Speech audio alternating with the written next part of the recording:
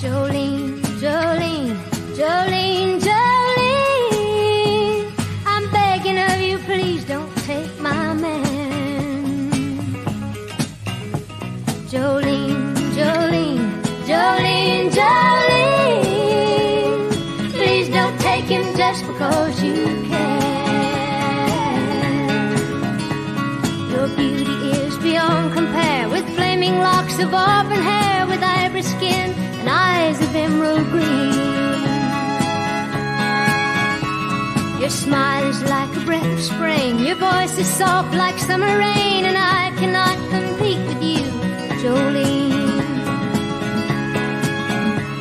He talks about you in his sleep, and there's nothing I can do to keep from crying when he calls your name, Jolene. And I can easily understand how you could easily take my man, but you don't know what he means to me, Jolene. Jolene, Jolene, Jolene, Jolene, I'm begging of you, please don't take my man. Jolene, Jolene, Jolene, Jolene, please don't take him just because you can.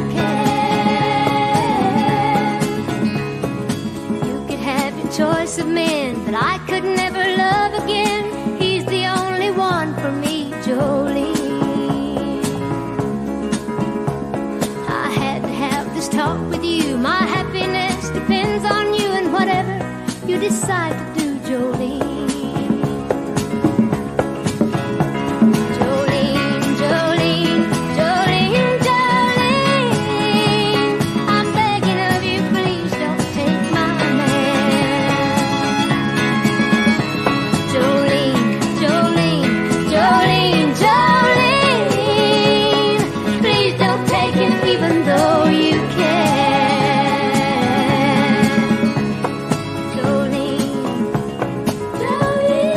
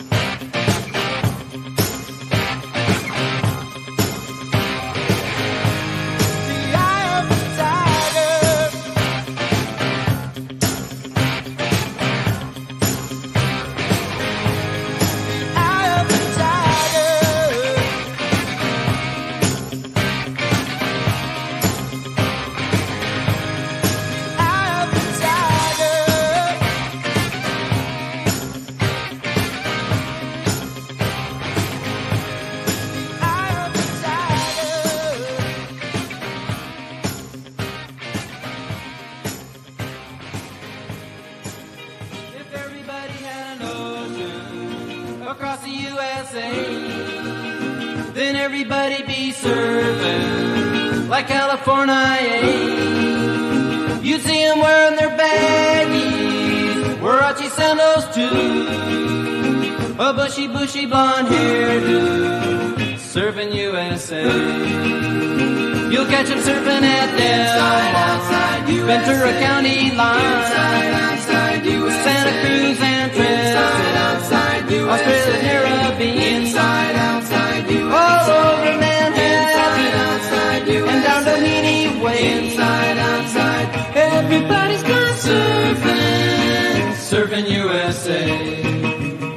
We'll all be planning out a route we're gonna take real soon. We're waxing down our surfboard, we can't wait for June. We'll all be gone for the summer, we're on safari to stay.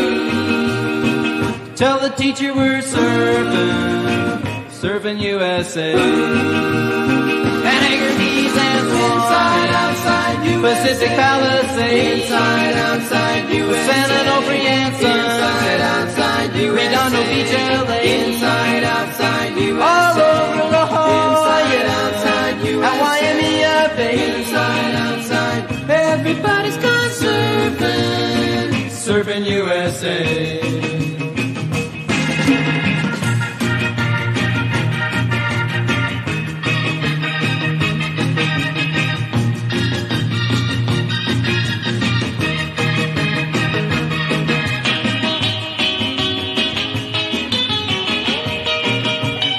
Everybody's gone surfing USA.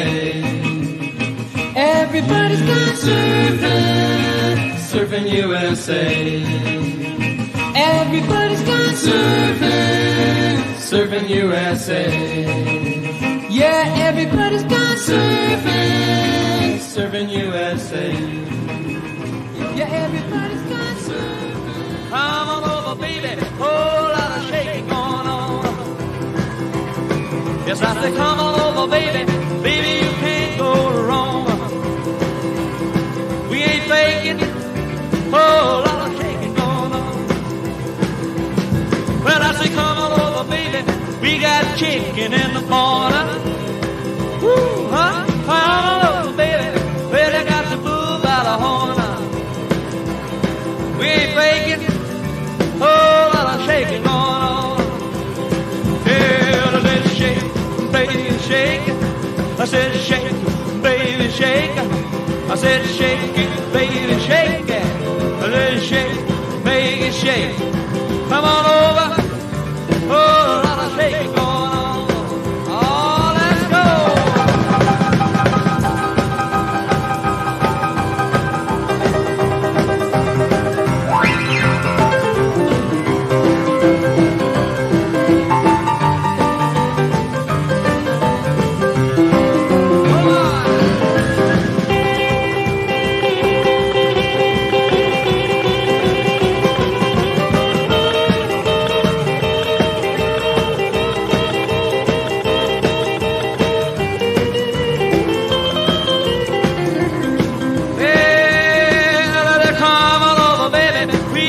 Chicken in the barn, who's born, was born, my born. Come on over, baby, well, I got you through by the horn. We ain't making a whole lot of shaking going on. Easy now, shake it.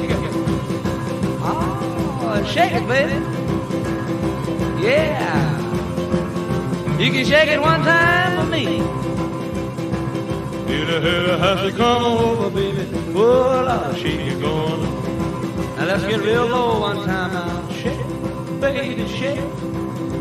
All you gotta do, honey, is kind of stand in one spot. Wiggle around just a little bit. And that's when you got it. Yeah. Baby, well, I'll shake you going on. Now let's go one time. Shake it, baby, shake it. Shake it, baby, shake it. Come on, baby, shake, baby, shake it. Come on up, whole lot of shaking going on.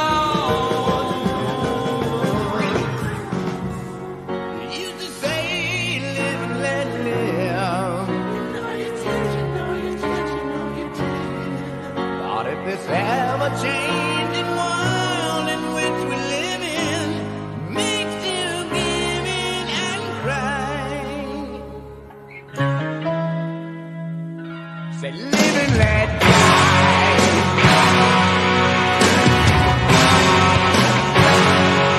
Live and let die.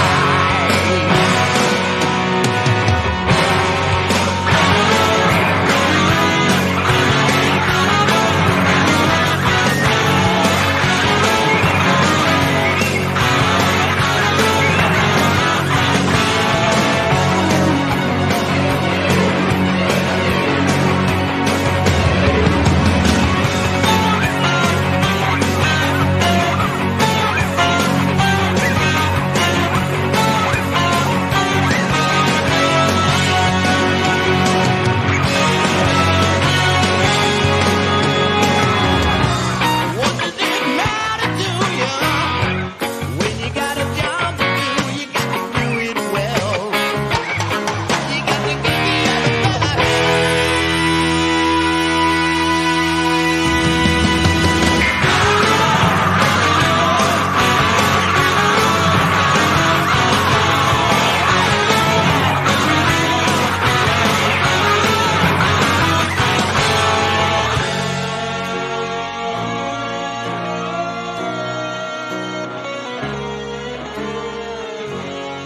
You used to say, live and let live. You know you did, you know you did, you know you did.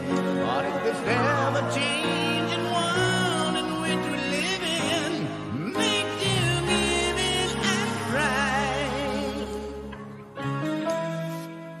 Say, live and let die.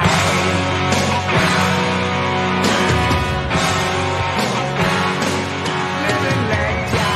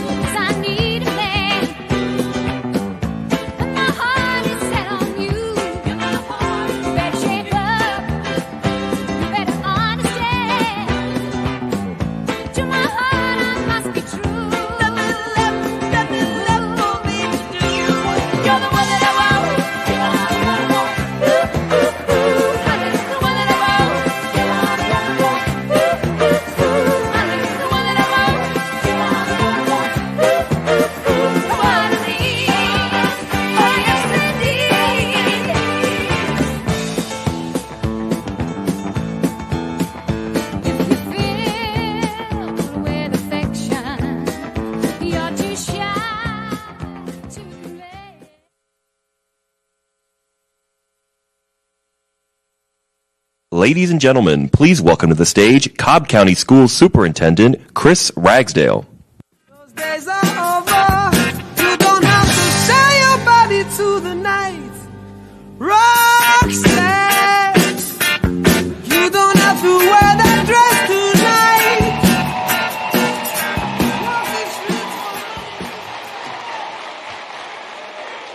All right, so what's up, everybody? Y'all ready? Awesome. So it's my job to welcome you guys, and truly, it is an honor for me to welcome you to the Cobb County School District, the best place to teach, lead, and learn.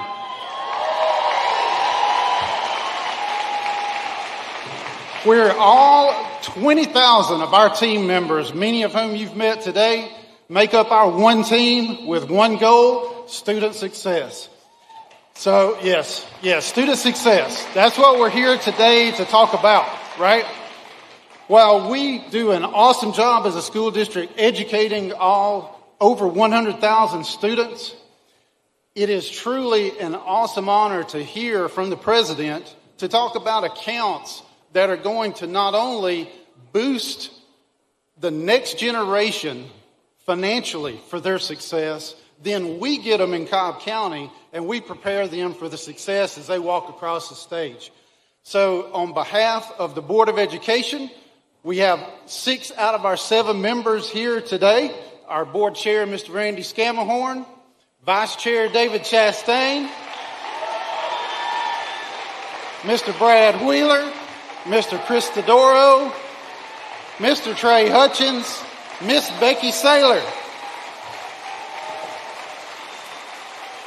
Thank you for being here today and sharing in this awesome event. And what a truly great honor it is for us to be able to host and welcome the President of the United States, the greatest country on the planet.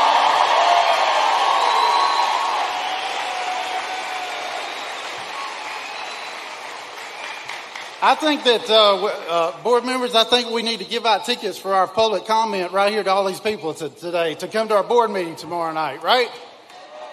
I didn't get too much out of that one. All right, so I appreciate you guys being here, and we have an awesome lineup. And again, the President of the United States of America. Thank you, guys.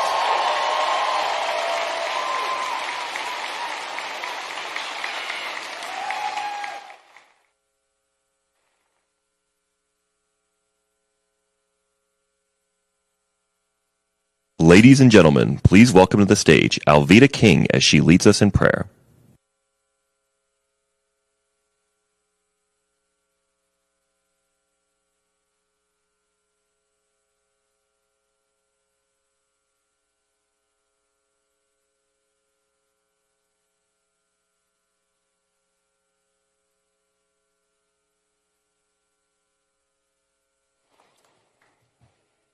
This is going to be quick, so remain standing. I can't call everybody's name, but my brother and sister, Bruce and Sharon Savelle, Ginger Howard, are both here, and I'm so glad. And my boss from USDA, Secretary Brooke Rollins, says hello. I do have a short prayer. You know the drill. So let's do this first.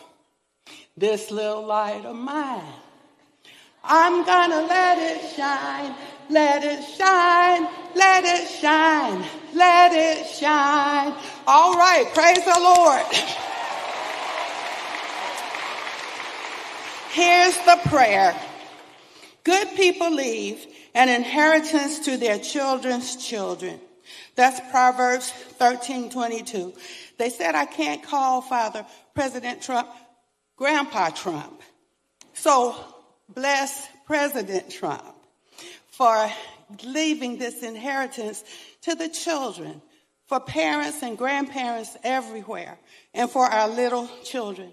Lord, we repent for the sins of America, but I think regardless of who we are, what ethnicity or political party, maybe we can agree to bless the children of America.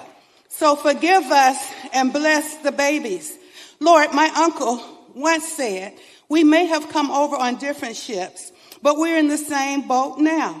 Lord, we really do repent. We love our children and grandchildren.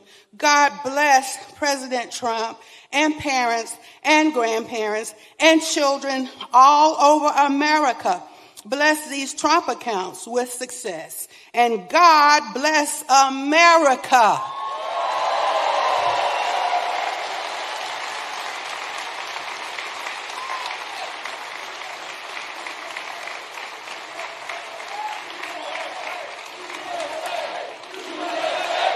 Ladies and gentlemen, please welcome to the stage Mia DiMartino to sing our national anthem.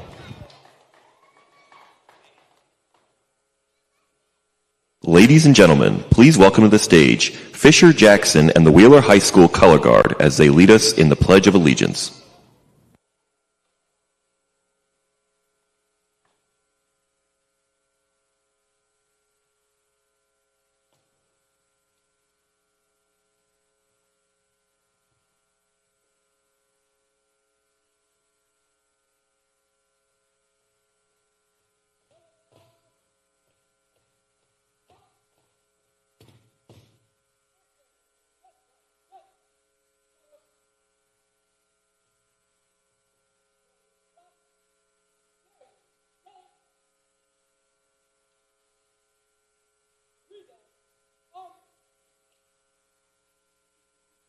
I pledge allegiance to the flag of the United States of America and to the republic for which it stands, one nation, under God, indivisible, and liberty and justice for all.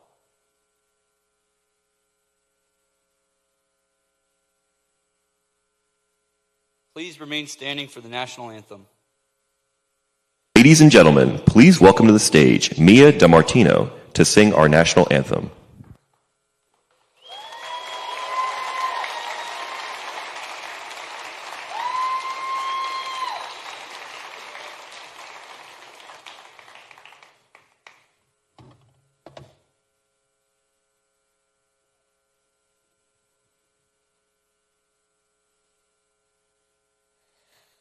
Oh, say, can you see by the dawn's early light what so proudly we held at the twilight's last gleaming, whose broad stripes and bright stars through the perilous fight o'er the ramparts we watched, we're so gallantly streaming, and the rocket's red glare, the bombs bursting in air, gave proof through the night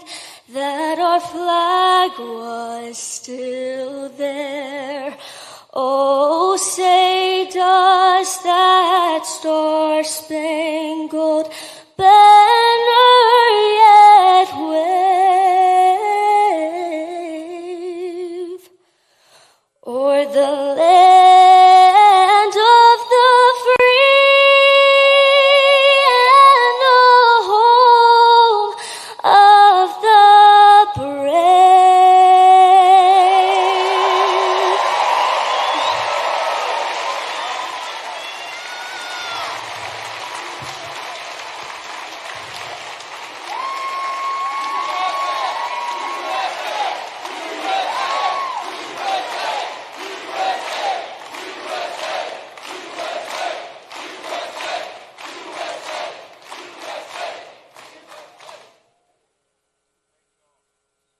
Ladies and gentlemen, please welcome to the stage State Senator Brian Strickland.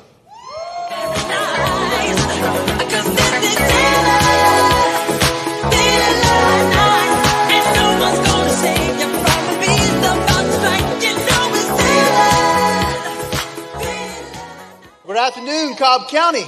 How are y'all doing? Man, it is hard to follow that. Don't worry, I'm not going to try to sing. I first want to say thank you to Wheeler High School and the Cobb County School District for welcoming us here today.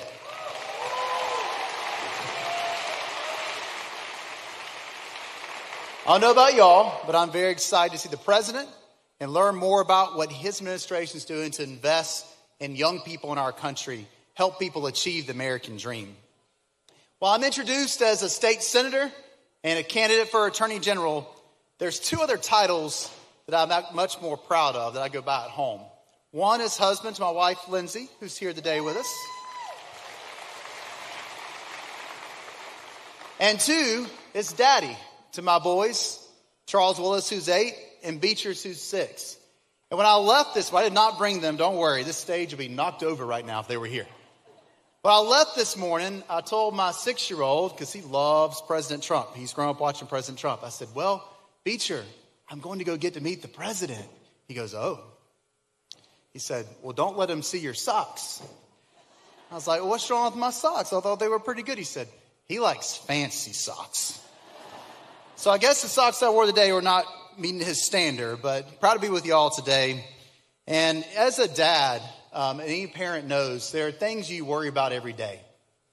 You worry constantly, am I doing enough to make sure my kids get the same opportunities that I got growing up?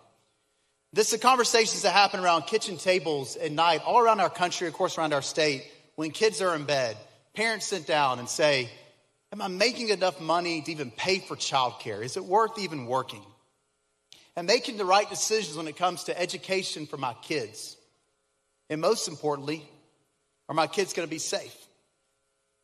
President Trump is continuing his efforts to make certain that families have the ability to pass along that American dream to their kids with the Trump accounts. And I'm very proud to be a part of this event today as he announces this here in Georgia. And despite all the noise coming from the press, coming from D.C., coming from those wonderful protesters outside we waved at coming in, this is real investment in the American dream. This is real investment in American families. And I'm proud to put my name behind this kind of work. And I'm proud to be joined by a lot of our colleagues here in the Georgia General Assembly with us today and following me or other statewide candidates on our ticket this year. Together, we've worked on meaningful change for working families in Georgia, delivered on child care affordability, taking on gangs and human traffickers, stopping the spread of fentanyl and other drugs that come across from an open border under Joe Biden's policy, standing up for our foster care families and families with special needs, finding ways to give money back to our families because we trust them more versus enriching and growing government. That's what we've done here in Georgia. We've done more than just talk the talk. We have walked the walk with real results. And it's only fitting that the president's here with us today. The most conservative estimate I've read is that 129 people choose to relocate from other states in our country and move to Georgia every single day. Isn't that crazy? 129 people.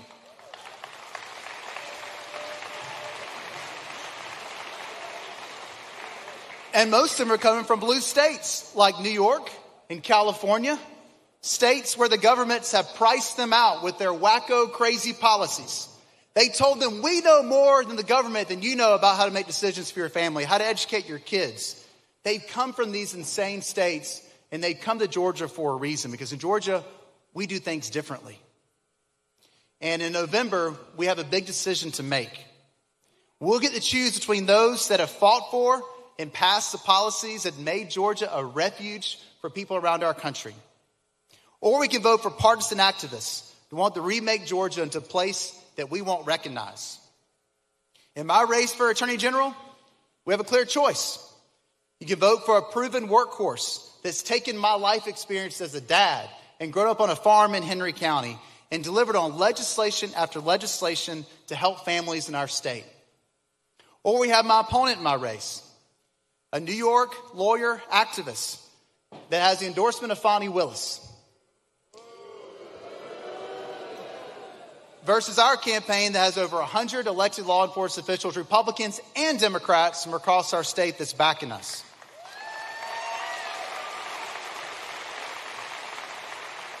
So I look forward to seeing you all on the campaign trail soon, because we have to get this right. The problem we have is so many of these folks that are coming from these blue states aren't checking their politics at the door when they get here. And I look forward to going out there making the case as to why Georgia is doing things right and why we should not bring those policies to our state.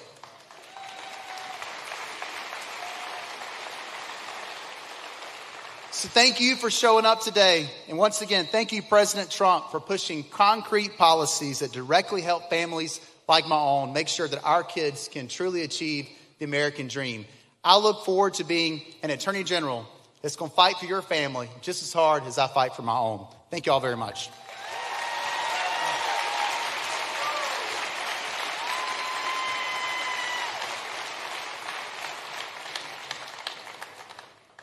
Ladies and gentlemen, please welcome to the stage State Representative Tim Fleming.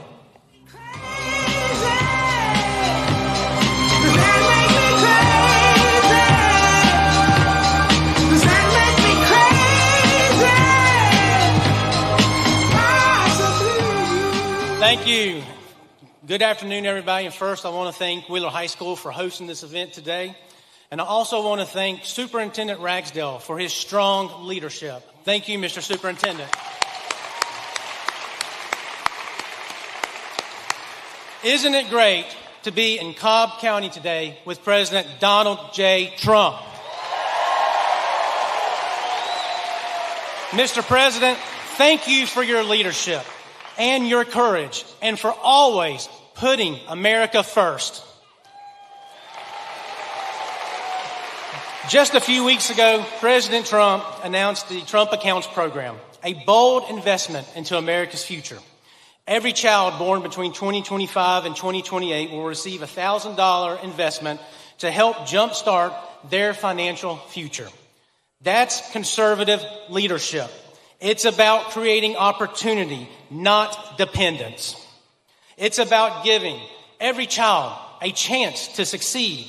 Because when America families succeed, America succeeds.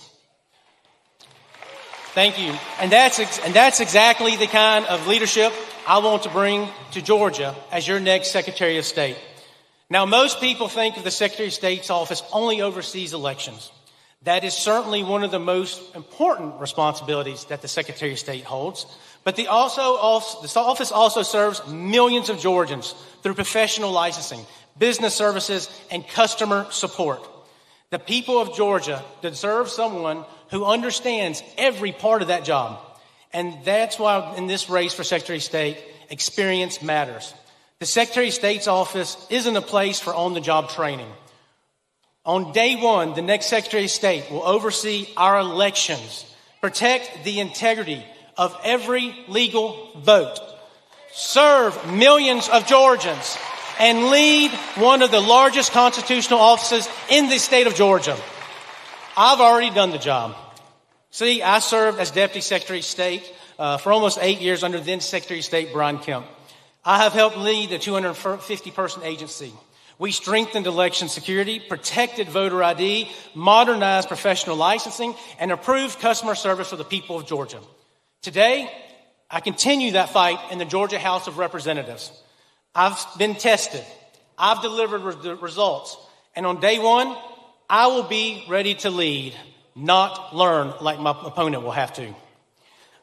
I also appreciate President Trump's leadership in championing the Save America Act. The principle could not be simpler. Only America's citizens should vote in American elections. Now, can we all agree that's just common sense?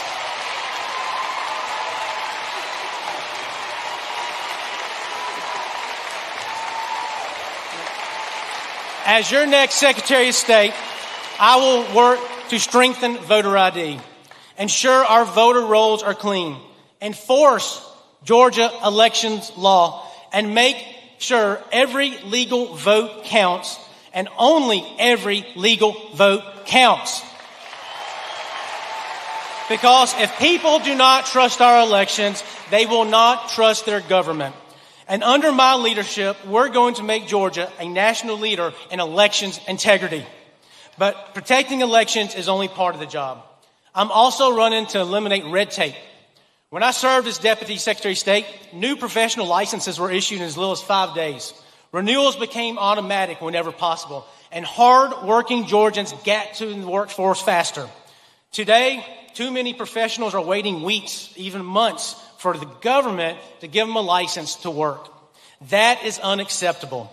Whether you're a nurse, an electrician, a general contractor, or a barber, government shouldn't stand between you and your paycheck to support your family. We will fix this.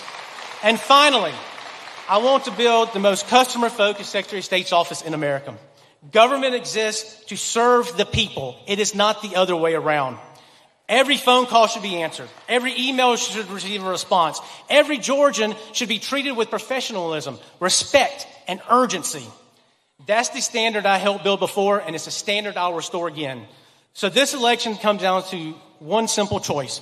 If you want a proven conservative leadership, if you want secure elections, if you want less bureaucracy, if you want a Secretary of State who's ready to lead on day one, I'm asking for your vote and support in November. President Trump is fighting every day to keep America strong. I'm ready to fight every day to make sure Georgia is the gold standard for election integrity, economic opportunity, and customer service. Together, we will protect our elections. We will get government working for the people again. We'll keep Georgia leading the nation. Thank you. God bless President Trump. God bless the great state of Georgia. And may God continue to bless the United States of America. Thank you all, and God bless.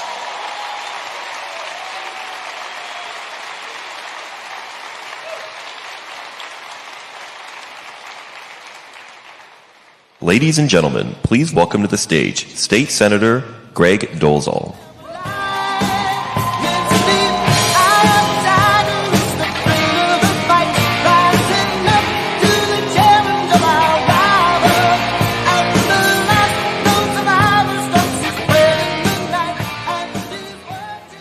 Now, they told me they picked a good song for me, but I didn't know it was going to be that good. Come on, y'all.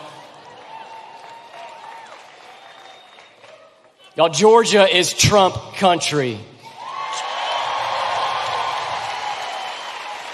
Don't you believe for a second what the fake news will tell you. This is a purple state. This is a red state.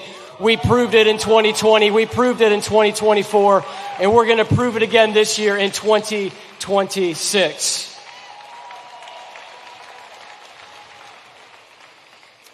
I want to talk for a second about the American dream.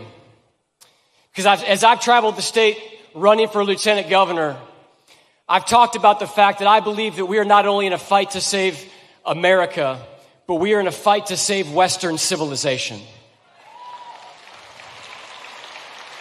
And if we're going to save the West, we do it by saving America. If we're going to save America, we do it by saving Georgia. And if we are going to save Georgia, we do it by saving the American dream. Somewhere in America today, a little girl is dreaming of the storefront she'll open one day. A young boy is taking apart an engine because he wants to understand how it works. Someone is learning to weld. Someone is learning to program on a computer.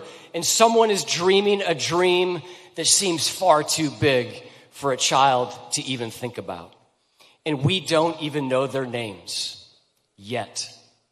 Because that is how America has always worked. America was built by people who looked at an empty field and saw a farm. It was built by people who looked at a vacant storefront and saw a business. It was built by people who looked at an impossible idea and saw an opportunity. Because that, my friends, is what free people do. They dream, they create, and they build. For nearly 250 years, that idea has made America the most prosperous nation in history. And today, we are choosing between two very different visions of America. The Democrat Party believes that government builds America. The Republican Party believes that Americans build America.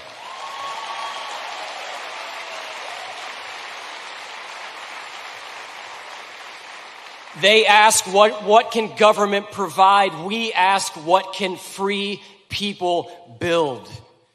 President Donald Trump understands builders. He was one.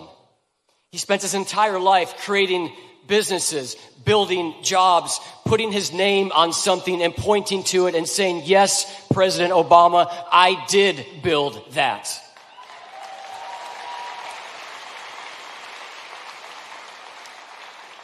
And now he's asking America to invest in something even more important, the next generation. That is the promise of Trump accounts. Before a child earns a paycheck, before they start a business, before they build a home, America is making a statement. Your future matters. See, Trump accounts not a government benefit. They're an investment in ownership, a declaration that we still believe the American dream belongs to the people willing to build it.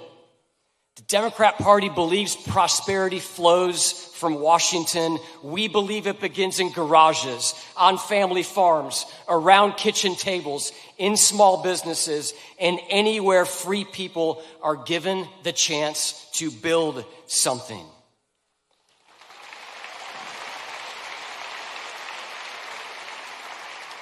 Every generation inherits a country. The question is whether they'll leave behind something better.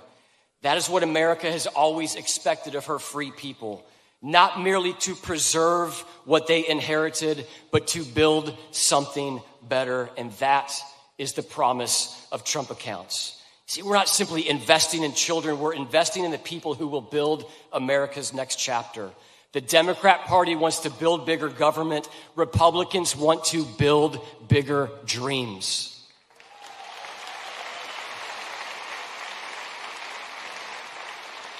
They measure success by how many people depend on government. We measure success by how many people create, how many people invent, how many people own, how many people succeed. That is the choice. A nation of dependence or a nation of builders. I know what President Trump believes. I know what I believe. I know what Republicans believe. And I know what built the greatest nation the world has ever known. We are in a fight to save Western civilization. We will do it by saving America, and providentially we will save America by saving Georgia, and we will save Georgia by saving the American dream. My name is Greg Dolezal. It has been an honor to be here with y'all today, and thank you so much for fighting for Georgia every single day. Thank y'all. Thank you. Ladies and gentlemen, please welcome to the stage Rick Jackson.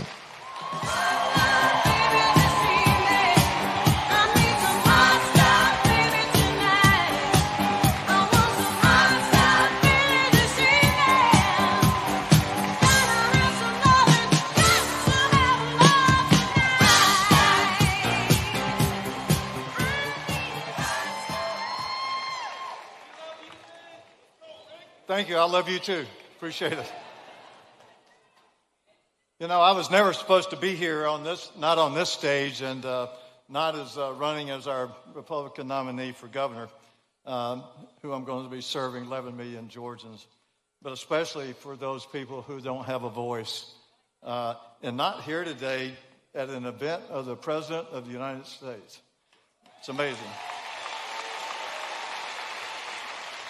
He also works tirelessly for everyone that doesn't have a lobbyist or isn't protected by the media or isn't a political insider, just like me. I never met my father. He left when I was 9 months old. My mother was a sixth grade educated waitress. I grew up in Techwood Projects in Atlanta. I had 7 different stepfathers by the time I was 12 years old. I lived in 5 different foster homes, went to 13 different schools. Too many days I went around saying, I wonder, the future felt like it was somebody else, not just for me. That all began to change one Christmas when I was in foster care at the Methodist Children's Home. There were 100 kids there for Christmas. 99 of them went home to a family, and I was alone. I cried myself to sleep on Christmas Eve. I woke up the next morning, and there was an envelope that said from an anonymous donor. And in it was a $100 bill. It changed my life because somebody believed I mattered.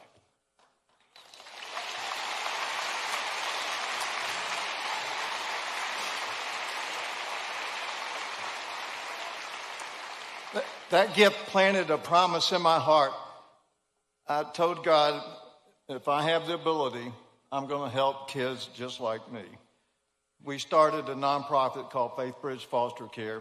It's a nonprofit for Christians to take care of our foster children because I wanted them to see what it was like to be in a good Christian home to influence them for the rest of their life.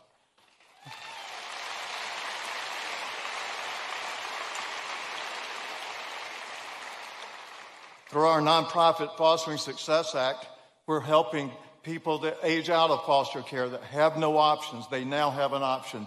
We provide room and board and transportation and food and all the essentials they need to go to college or go to a vocational school or to get a trade, mainly to have a job so they have an opportunity of a future that no one had before.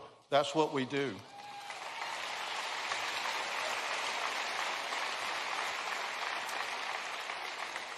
This comes from a personal conviction that a child's circumstances may explain where they start, but does not mean where it finishes.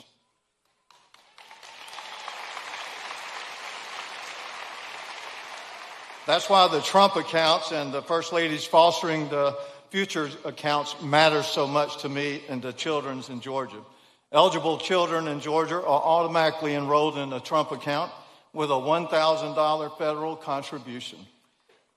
Isn't that great?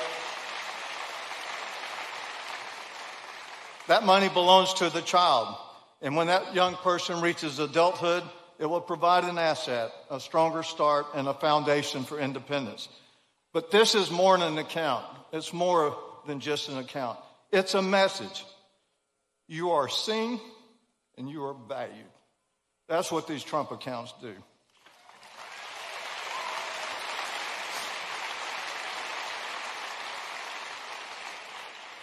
Your future is worth investing in, and I thank Governor Brian Kemp and First Lady Marty Kemp because they moved quickly to enroll every eligible child in Georgia. Thank you, Governor Kemp, for doing that.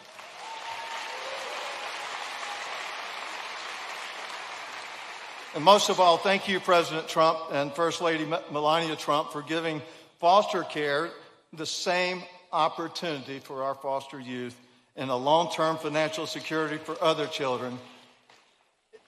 President Trump and Melania Trump have done more for foster care than any president in the United States, and I personally thank them for that.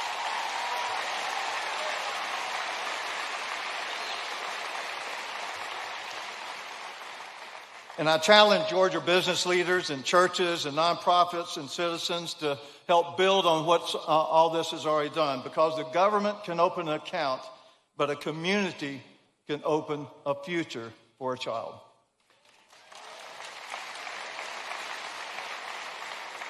Imagine the message we can send together. Here in Georgia, your beginning does not have to define your ending, period. You're worthy, you're somebody, you can make it. Thank you. More than 50 years ago, an anonymous stranger put $100 under the door of a lonely boy. That stranger could not have imagined where my life would lead because of that.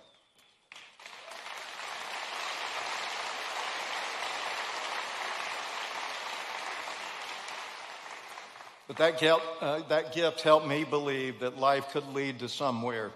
Today, because of President Trump and First Lady Melania Trump, we can place the same kind of hope into the lives of children into Georgia. Not just hope for one Christmas morning. It's a stake in the American dream that belongs to them. God bless you, and God bless Georgia, and God bless the United States of America. Thank you.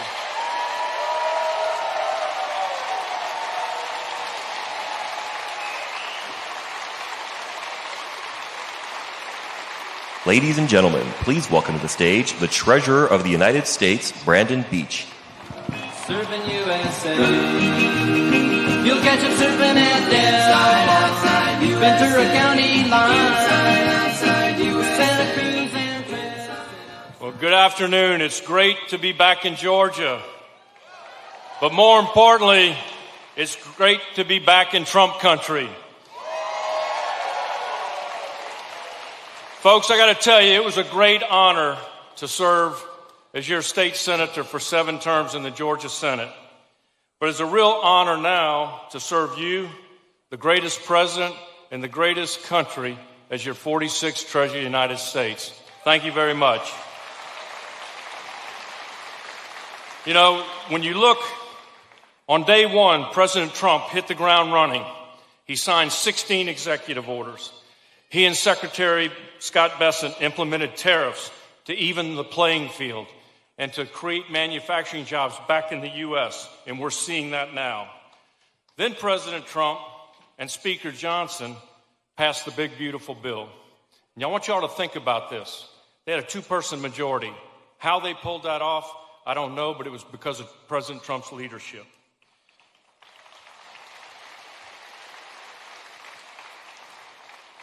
We are now seeing the fruits of President Trump's hard work. And that's why I'm so bullish and optimistic about our future. It's our 250th birthday, and I've been going around the country speaking and talking about American exceptionalism, American pride, American spirit, and American success stories. And we have an American success story right here in this room. Where is Jeff Sprecher? Jeff, stand up and let's give Jeff Sprecher a round of applause.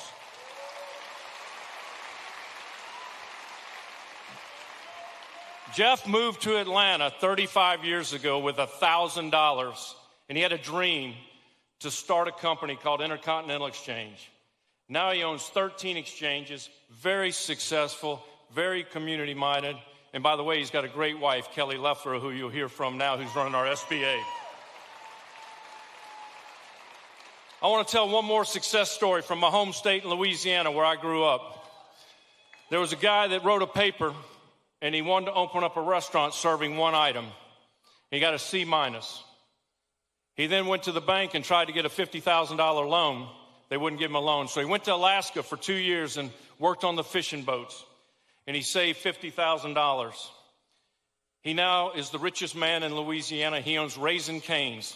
Folks, Jeff Sprecher and Todd Graves only happen in America. This only happens in America, where you can pursue your American dream. The next reason I'm so bullish on our country is look what we just did. We hosted the FIFA World Cup, and it was a huge success.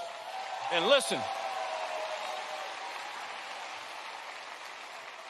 people loved our air conditioning. They loved our ranch dressing. They loved Buc-ee's. They loved Waffle House. They love this country. We need to love this country.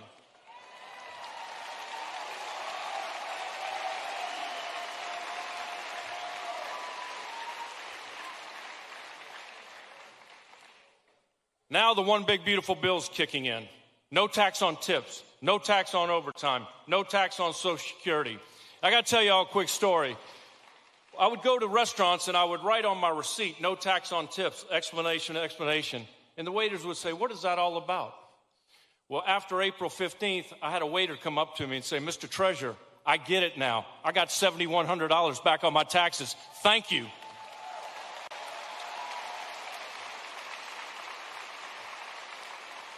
We've also had more than 50-plus record-setting days on Wall Street. That's because of President Trump's policies. And for the first time in history, the Dow hit 50,000 points. Listen, we're going to have a booming economy. This will be a stark contrast between capitalism and communism. And you need to look no further than New York City. And I want to tell you something. If you don't remember anything I said up here today, I want you to remember this. Leadership matters, elections matter, and elections have consequences.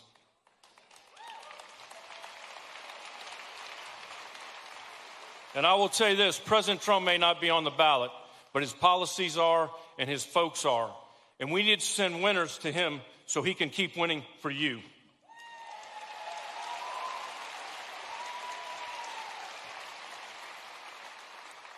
I want to close with this. I was really fortunate to be on the campaign trail with President Trump, and now I've worked for him for a year and a half. And it didn't take me long to figure out this. One, he works 24/7 for you. President Trump loves our country. He wants to beat China and Russia and everything. He wants to win, and he wants us all to win. President Trump loves his family, and he's very personable. President Trump loves and respects law enforcement and the military. But I want to tell you what President Trump really loves: capitalism. He wants you, your kids, your grandkids to be able to pursue the American dream. And President Trump realizes government doesn't create jobs. The private sector does. But what we can do as government is create a conducive environment through tariffs, low taxes, less regulation, provide an educated workforce, infrastructure investment, both roads and bridges, and 21st century infrastructure like AI, satellites, cable. And if we do those things and get the heck out of the way, we will have a great economy.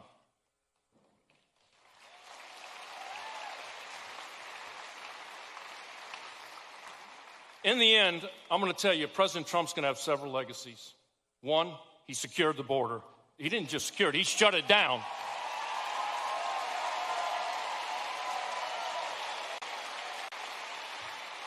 He also is going to make sure Iran never has a nuclear weapon to keep you safe.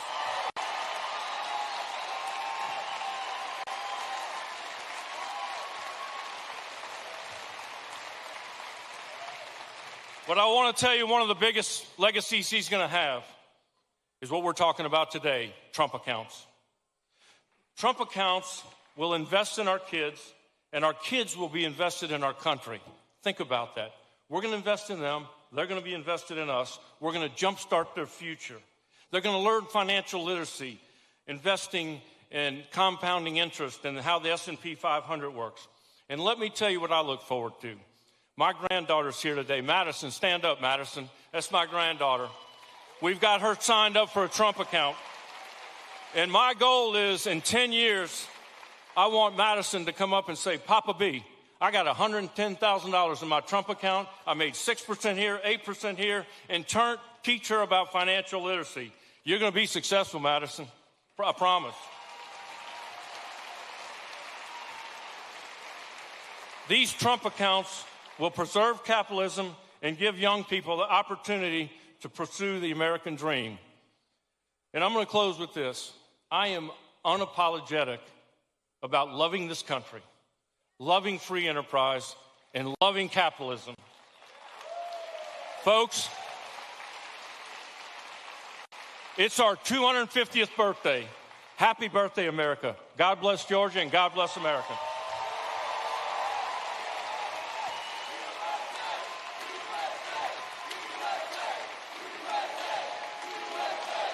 Ladies and gentlemen, please welcome to the stage Secretary of Education Linda McMahon. I left in love, I thought it was funny, but you came along and you moved me, honey. I changed my mind, this love is fine. Goodness, the ridge and greeting balls of fire. Kiss me, baby.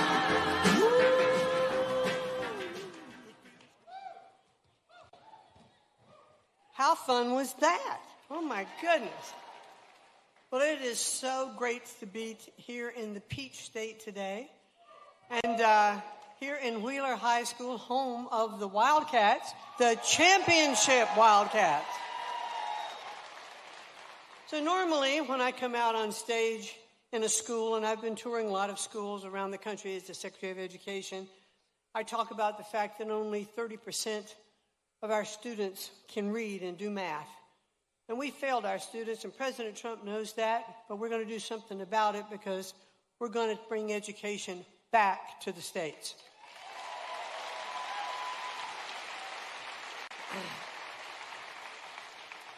But today I'm not here to make a speech about education. It's an honor to be in the great state of Georgia to celebrate a momentous accelerator of opportunity for the next generation. What you've already heard about today, and you're going to hear a lot more because it's so important, Trump accounts. Thank you. That does deserve an applause. As a mother and a grandmother, I know that every parent yearns for their child to have a future full of possibility. Thanks to President Trump, these accounts fortify that future as one of the largest generational investments in upward mobility that our country has ever made. For young Americans, this will serve as the foundation for a lifelong financial stability, helping them save for a higher education, maybe buy their first home, start a business, plan for retirement, and pursue the milestones that create for them and their goals of fulfilling life. And because Trump accounts are anchored in the strength of the American economy, they help ensure that every child, regardless of zip code or family income, has the footing for a secure and meaningful future. This is really historic, ladies and gentlemen.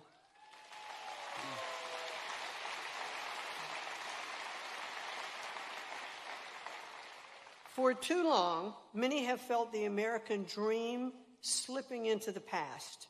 Well, not anymore, because under President Trump's leadership, we're opening every possible pathway for Americans to pursue that dream again, bringing back American jobs, helping small businesses get off the ground, making college more affordable, and strengthening our talent pipelines to high-wage, in-demand careers for our much-needed skilled workforce.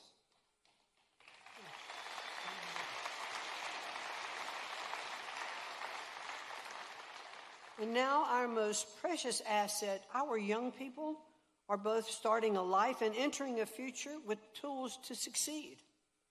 They are growing up in a country that nurtures their potential, equips them with real opportunities, and empowers them to build the lives that they envision for themselves, not that we envision for them. Time and time again, history proves to us that the best investments are those made in the American people, and especially in our children and in our young people. And thanks to President Trump, the next 250 years of our country look more hopeful than ever before. And together, thank you.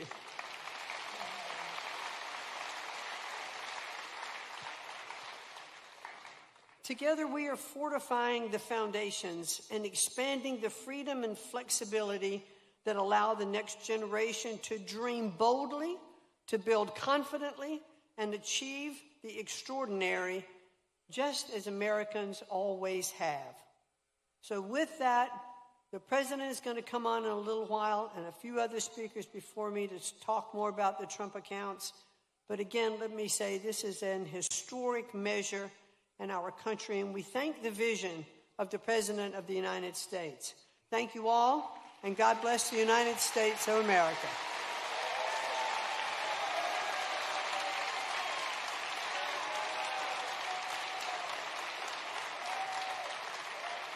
Ladies and gentlemen, please welcome to the stage Small Business Administrator Kelly Loeffler. Don't stop believing. Hold on to that feeling. Street life, people. Thank you so much. Hello, Georgia. What a blessing to be back home in the greatest state in the nation, right here in Georgia. And there's no better crowd to be with than our great students. I had the chance to meet so many of them before this started. God bless you guys. You are amazing. I am so glad to know you. Well, let me tell you, today we're experiencing something remarkable. From Thomasville to Toccoa and all across the country. Thanks to President Trump, America is back.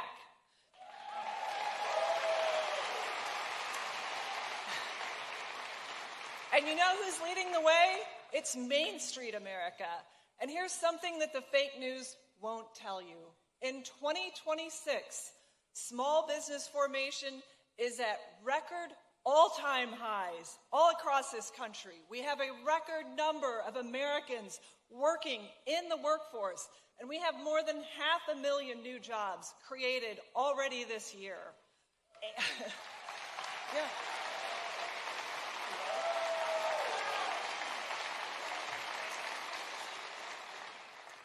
Now, here's another thing the fake news won't tell you. We have launched a massive, historic crackdown on billions of dollars of fraud to...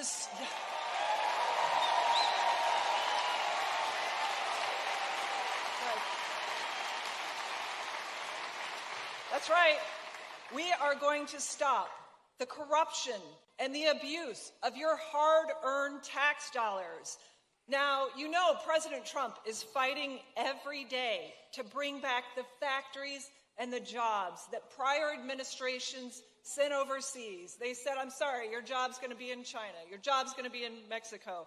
Well, he's fighting for us because that's made in America, that's common sense, and that is America first.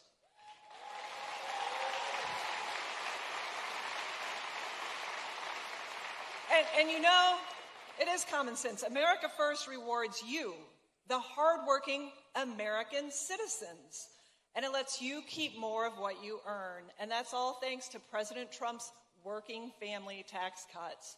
They delivered over $3,000 in annual tax savings to Georgia families. They doubled the child tax credit, doubled, and ended taxes on tips, overtime, and Social Security.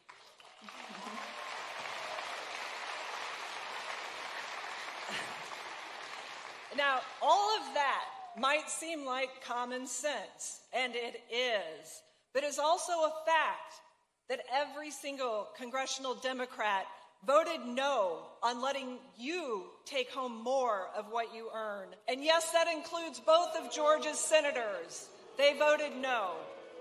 They voted, yeah, it's hard to believe, but they voted to raise your taxes, to cut your child tax credit. They voted no for millions of our young people to get an early start in building their American dream.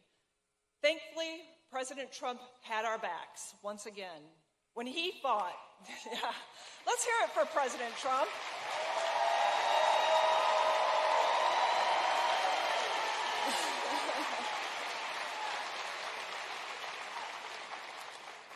You know, he fought for America's most precious treasure, our children. Now, today, Trump accounts represent a historic and life-changing investment in and for America's youth. They offer a foundational stake for young people in their future, and they give them a stake in America right now. As owners in our free enterprise system, they are the next generation of builders, visionaries, and leaders. And I expect to see many of them on this stage in about 25 to 35 years, okay? You got it, guys? All right, I want you up here. I want you up here. And there's another win. Now, this is a new benefit for America's small businesses to offer their employees. Trump accounts are one more tool to attract and retain employees, talented employees, each and every year. A small business can contribute up to $2,500 annually for each employee to their family's Trump account on a tax-free basis.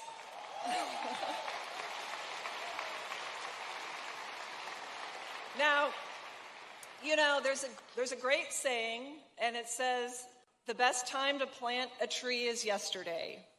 These accounts help plant that tree right now to get a head start on growth for this generation. And thanks to President Trump's dedication to our young people, the American dream is alive and well and growing stronger in every day, every single day across Georgia. Now, we are harnessing the power of free enterprise. proudly and unapologetically to secure our nation's future by investing in you, hardworking families, and rewarding your contribution to making America great again. Thank you. God bless our military. God bless America. Thank you all. God bless you. Thank you, guys. Thank you.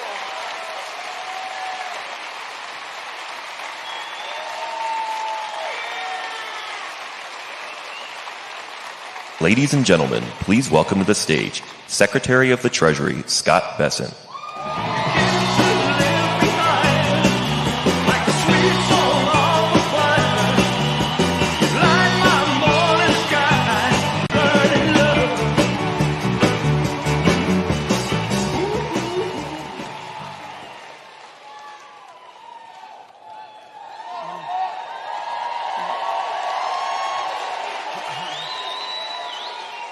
Good afternoon, and what a great day to be here in Georgia.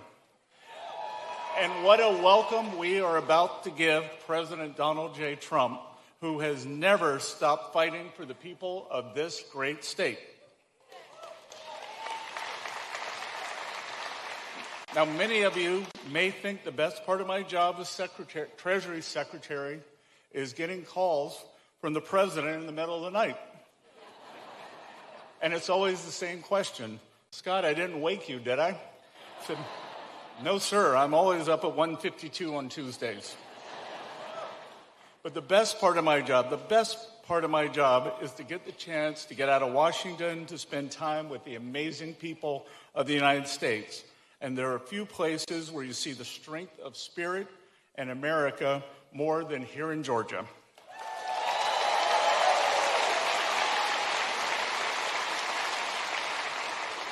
You great Georgians don't believe the government creates jobs so much as clears the way for the people who do. You believe that prosperity is built from the ground up, not imposed from the top down. And that small businesses build stronger communities than big government ever could. Cobb County, in short, is Trump country.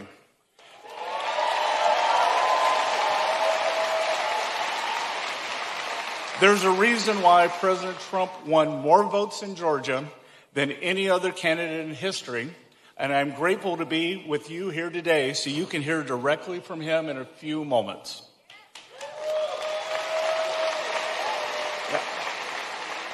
Serving President Trump is the honor of my lifetime, and from my view at Treasury, I can tell you that no one fights harder, no one works longer at 1:52 at night, and no president has asked more of his team and of himself so that we can restore American strength and reclaim American sovereignty.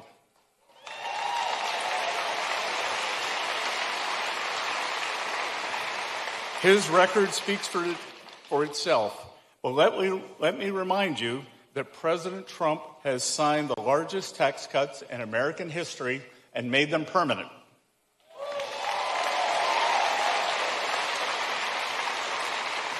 Rebalanced global trade in favor of our working families, reclaimed our position as the world's energy superpower, and saved this country by securing its borders.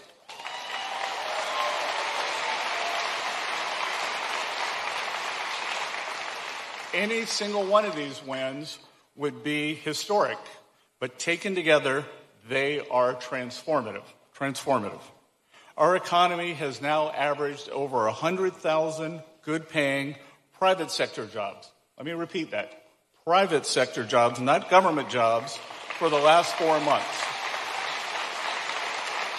And real GDP has increased at a rate of 2.7% over the past 4 quarters. Private sector employment is up more than 900,000 since the president came into office.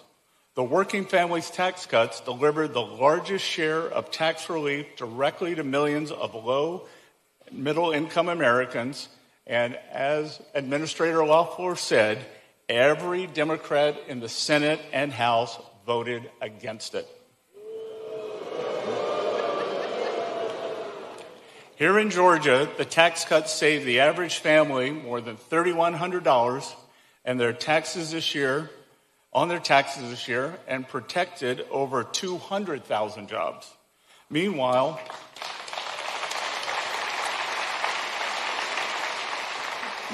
thanks to President Trump's policies, companies and countries have poured trillions of dollars in new investment into our country since President Trump took office.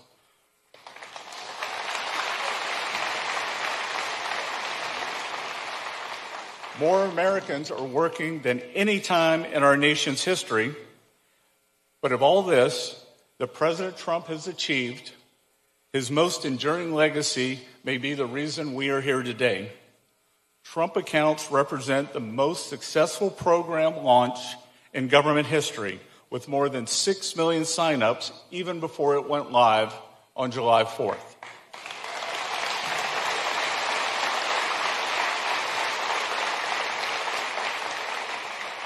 Every child born during the president's term can get a stake in the American dream from day one with a $1,000 seed investment from the U.S. Treasury. And do not listen to the Democrats when they claim that this is a program for the rich.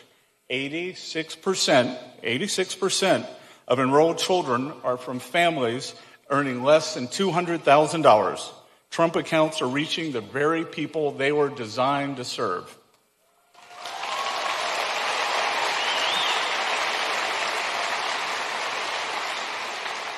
Of course, for decades, the federal government demonstrated its ineptitude at building a product that people wanted and delivering it at scale. Obamacare gave us a website that collapsed the day it was launched. And Obama's so-called My IRA, I'm the Treasury Secretary, I don't even remember that, savings accounts are now defunct because they were such a failure, although not before costing taxpayers tens of millions of dollars. But under President Trump's leadership, we have designed and built a world-class platform. Trump accounts enrolled 1 million children every single month between its announcement and launch. No tech launch in history has seen those numbers. Millions of American youth are now able to watch their investments accounts compound in real time from a couple of $1,000 in kindergarten to an estimated $500,000 by retirement age.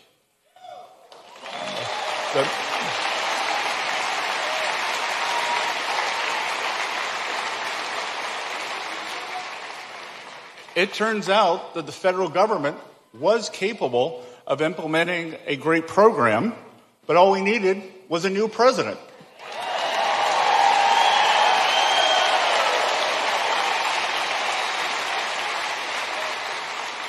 And importantly, Trump accounts are no government handout.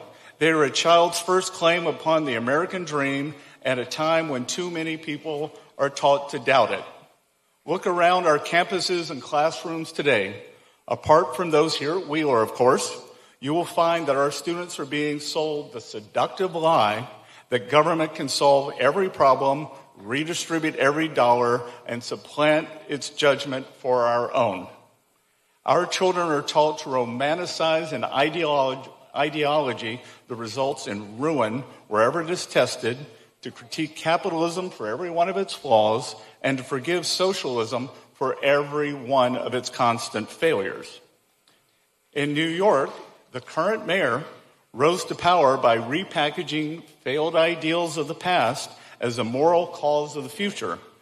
But in Georgia, you know that beneath that youthful veneer lies the oldest impulse in politics, which is to concentrate power and then call it compassion. Show me some place where this has ever worked. Moscow, Caracas, Havana. These workers' paradises have all ended up as deprivation hellscapes. So at their core, Trump accounts represent the triumph of capitalism over socialism. And now our answer to the next big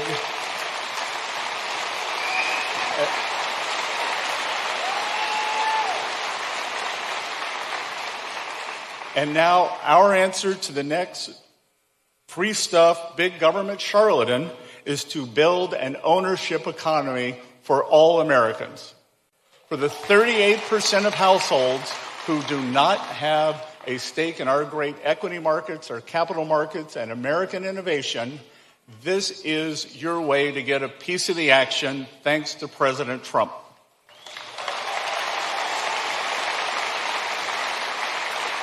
It is to counter the rising tide of freedom-strangling socialism by creating a new generation of shareholders.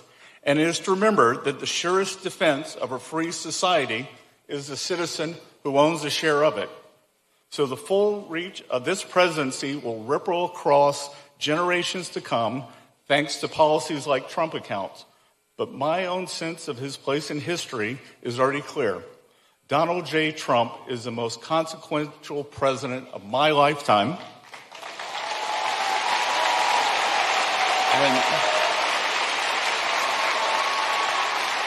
And I can tell you all share my excitement and welcome him here to Georgia today. So for everyone in this audience, especially the young people, know that President Trump is creating assets for the American people, not more debt and broken promises. He's creating assets.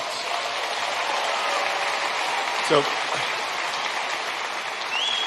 I want to thank the families of Wheeler High School for receiving us all so warmly, to the great people of Cobb County for being here, to President Trump for affirming that the American dream belongs to every child, and for equipping the next generation to claim its rightful share of it with Trump accounts. Thank you all very much. It's an honor to be with you here today.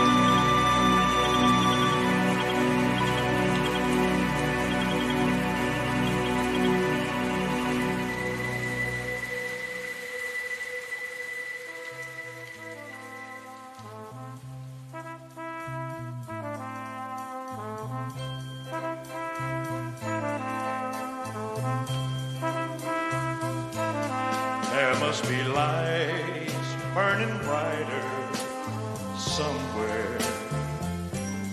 Got to be birds flying higher in a sky more blue. If I can dream of a better land where all my brothers walk hand in hand, tell me why.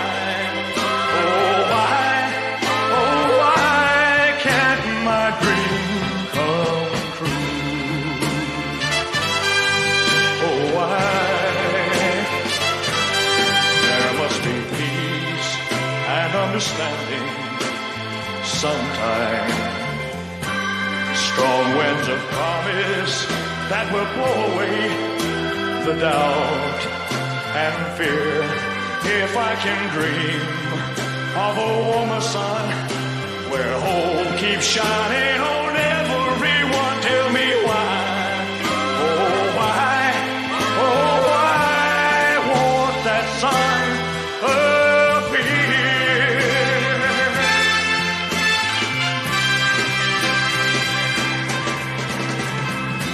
We're lost in a cloud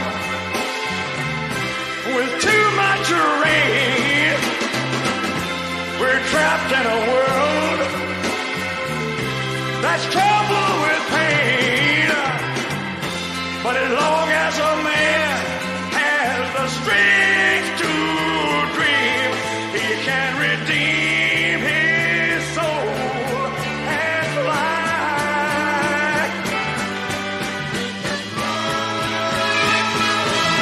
Deep in my heart, there's a trembling question.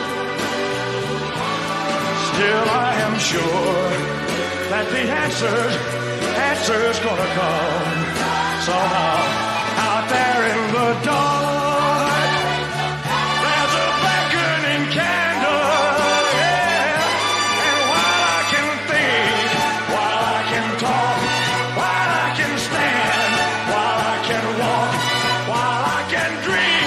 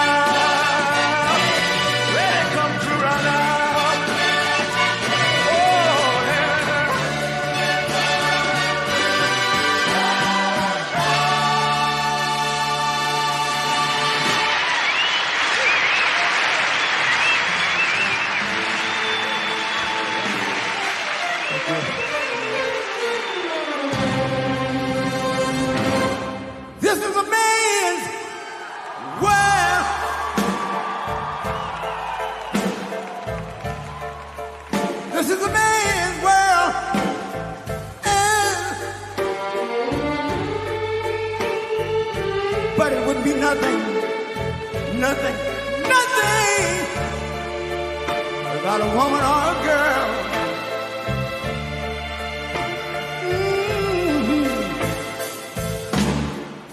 You see, man made the car to take us over the road. Man made the train, carry the heavy load.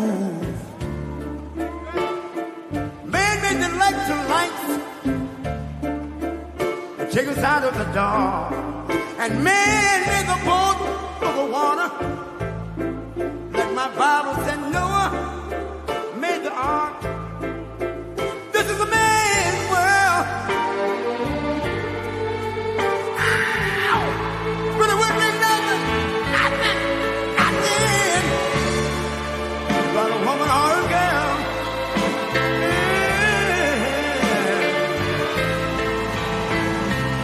L'uomo rincorre il potere, ma lui non sa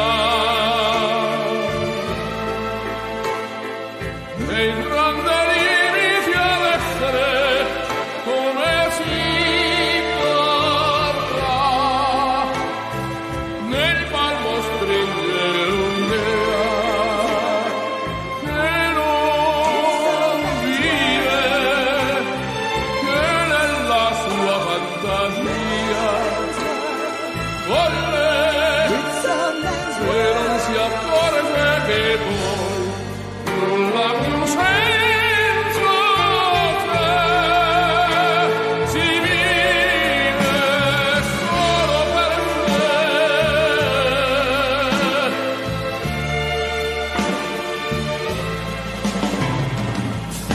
Man thinks about a little bit of baby girls and a baby boy. Man make them happy because man make them toys. But after man made everything he can,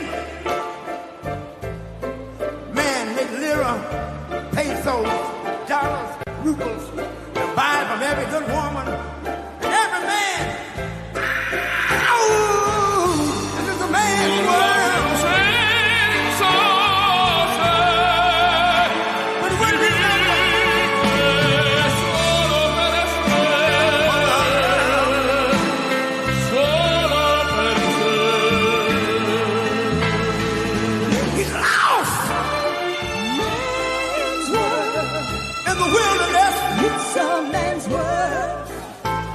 He's lost.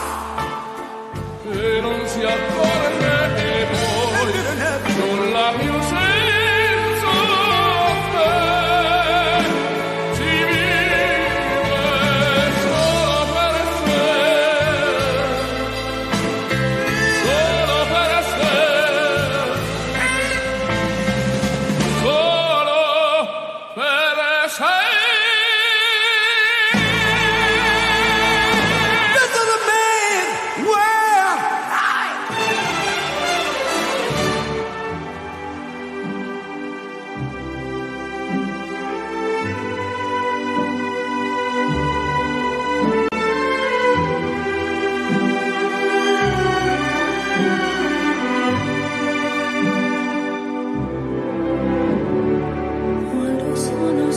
Sogno l'orizzonte, mancano le parole.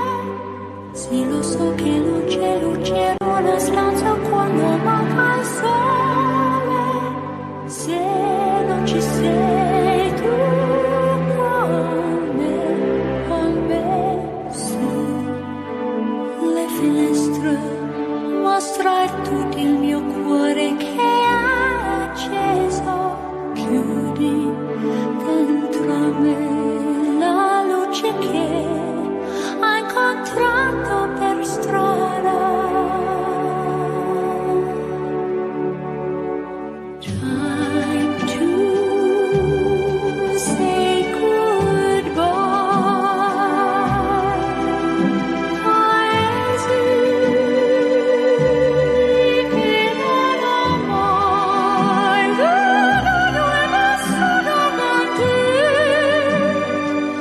Adesso sì vivrò con te, partirò sulla via per mare che io lo so, non esistono più.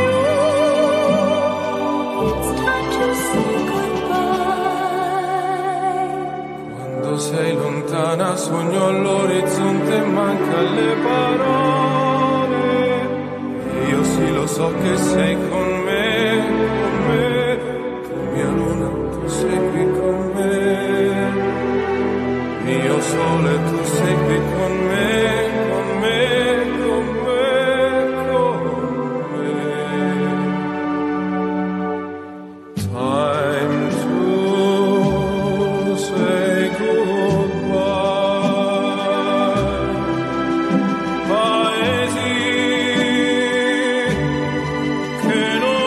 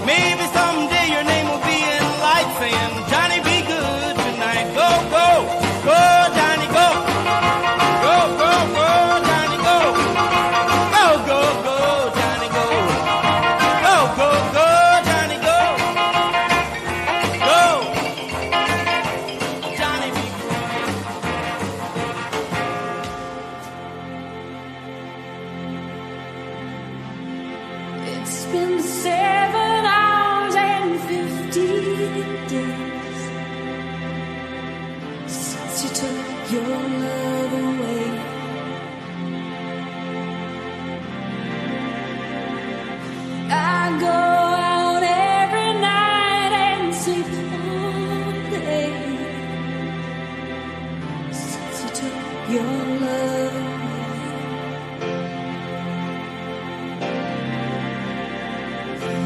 Since you've been gone, I can do whatever I want. I can see whomever I choose.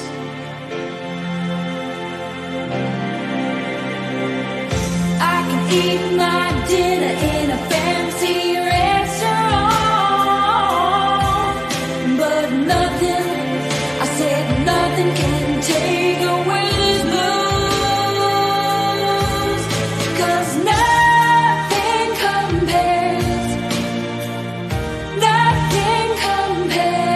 to you.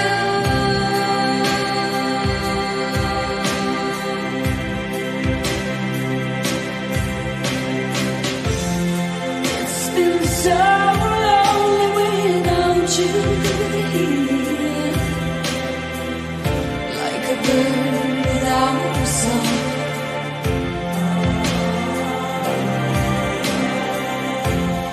Nothing can stop these lonely tears from falling. Tell me, baby, where did I go wrong?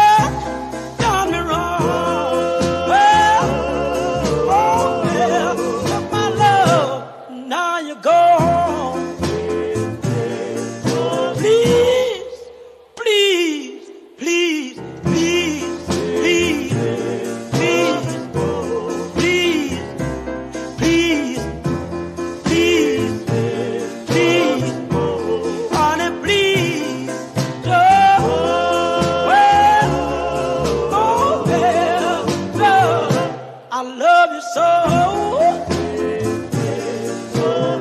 I just want to hear you say, I.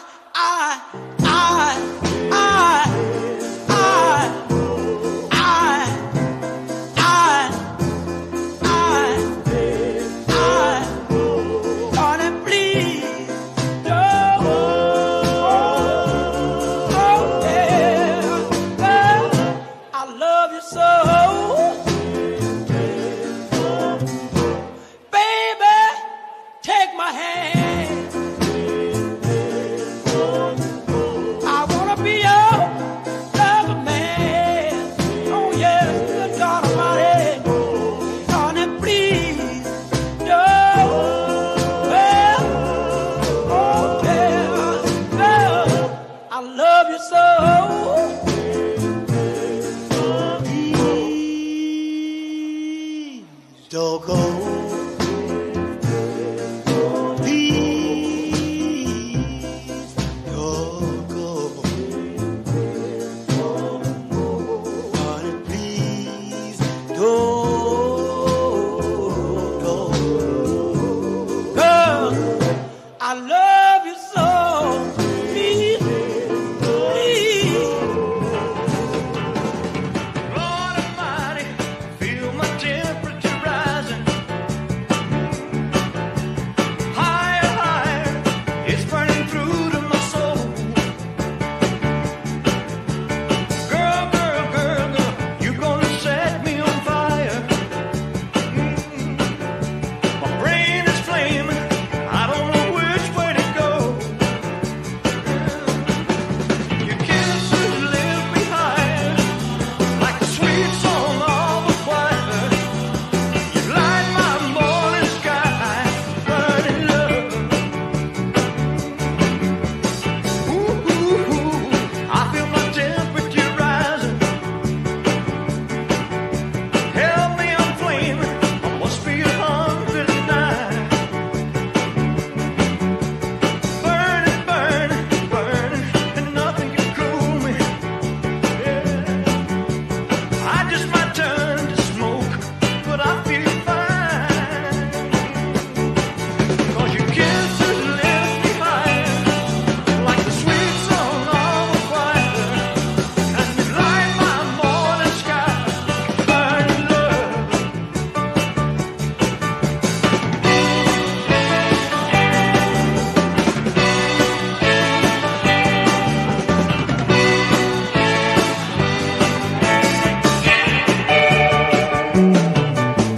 It's coming closer, the flames are now licking my body.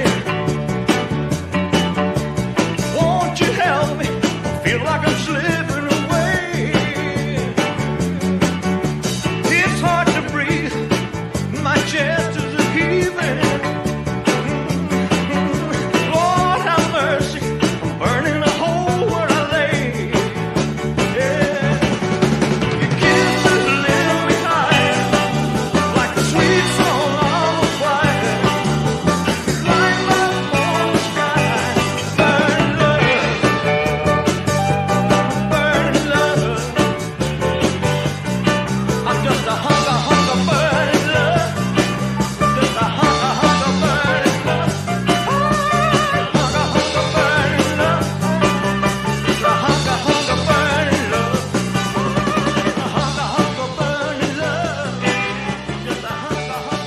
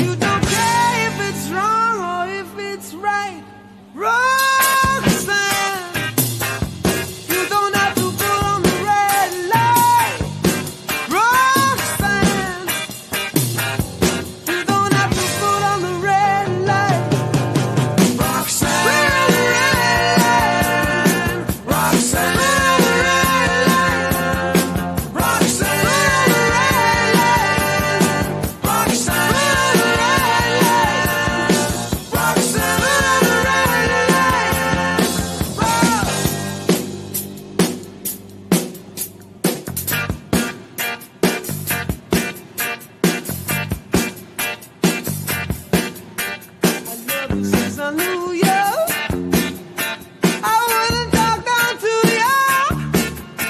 I have to tell you just how I feel. I won't share you with another boy. I know my mind is made up, so put away your makeup. Told you once, I won't tell you again. It's the bad way. Roxanne,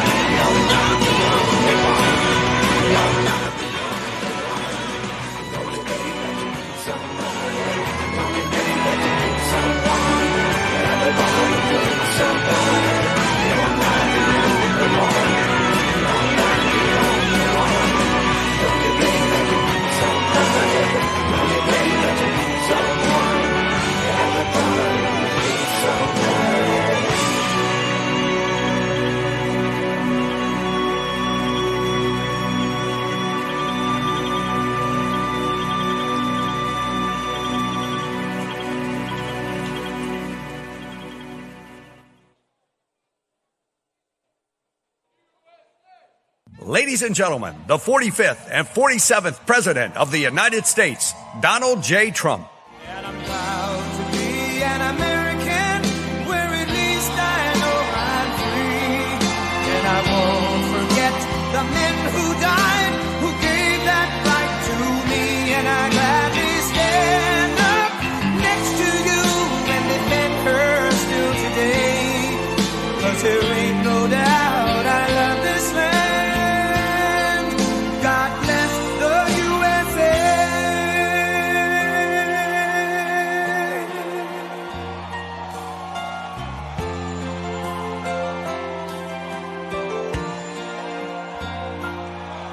From the lakes of Minnesota to the hills of Tennessee, across the plains of Texas, from sea to shining sea, from Detroit down to Houston and New York to LA, where there's pride in every American heart, and it's time we stand and say that I'm proud to be an American, where at least I know I'm free. And I won't forget the men who died, who gave that right to me. And I gladly stand up next to you and defend her still today. 'Cause there ain't no doubt I love this land. God bless the USA.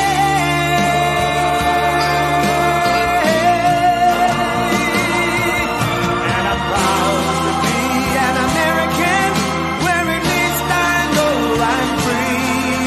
And I won't forget the men who died, who gave that right to me. And I gladly stand up next to you and defend her still today. 'Cause there ain't no doubt I love this land. God bless the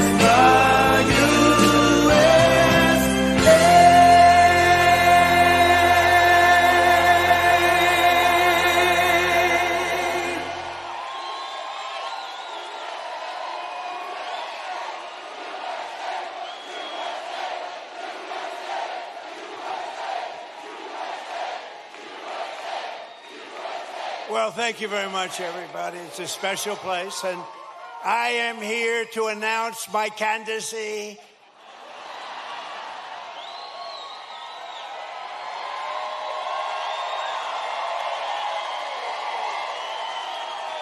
I'm only kidding. Nah, boy, I tell you, what a group. We have thousands of people outside on a weekday. The weather's nice. But we're in Marietta. We're in Atlanta, right by it.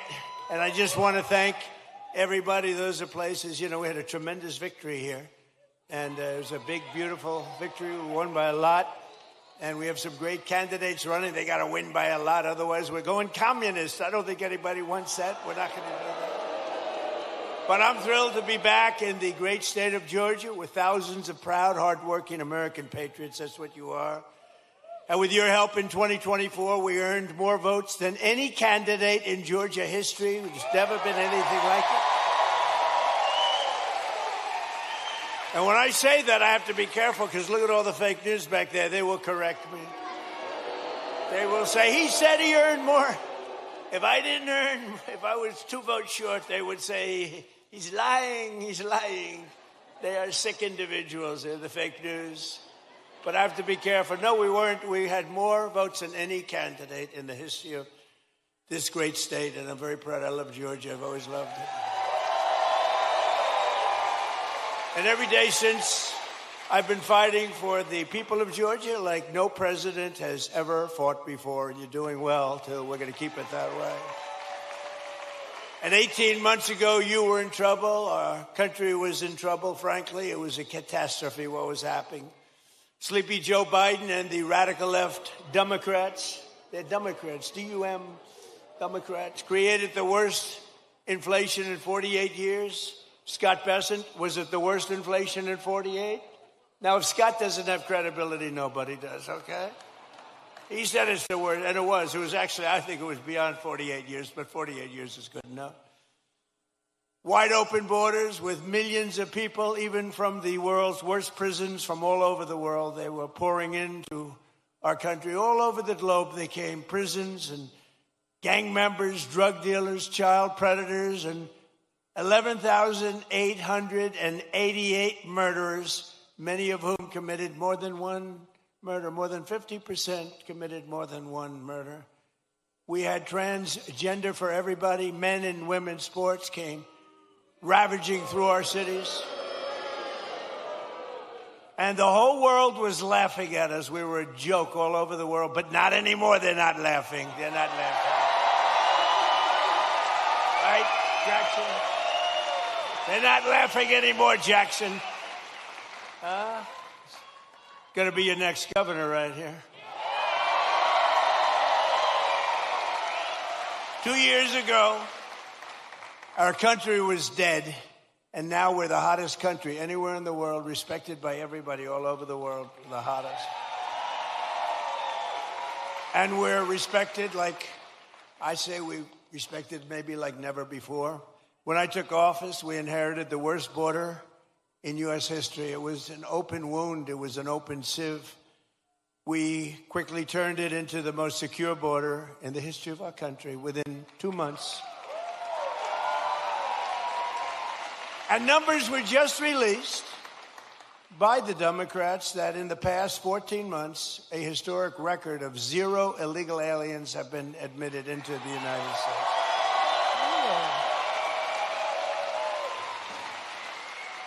And now our crime numbers are among the lowest they've ever been. It's plummeting downward. And nobody's ever seen anything like it. Nationwide crime has been the lowest numbers that we've had in many, many decades. Last year, we achieved the largest drop in the murder rate ever recorded to the lowest level in 125 years. That's since 1900. That's before my father was born. Before my father was born, think of it, from the year 1900, lowest murder rate. And that's despite the fact that we had millions of people poured into our country who were, in many cases, very, very dangerous people. We cut the flow of fentanyl across our border by 67%.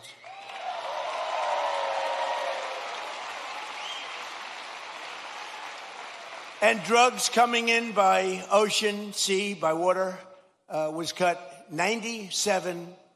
We're trying to figure out who the 3% are because they are among the bravest people anywhere in the world. You've seen that. They are the bravest people in history, I believe. We're making the largest ever investment in the United States Armed Forces, and we've got the strongest and most powerful military anywhere in the world by far. There's nobody close. And I built it during my first term. I built our military. And as you know, they stupidly gave a lot of it away, but actually it was a lot, but it was small compared to what we built. But they gave a lot of it away to the Taliban, to Afghanistan. They gave it away. They just take it.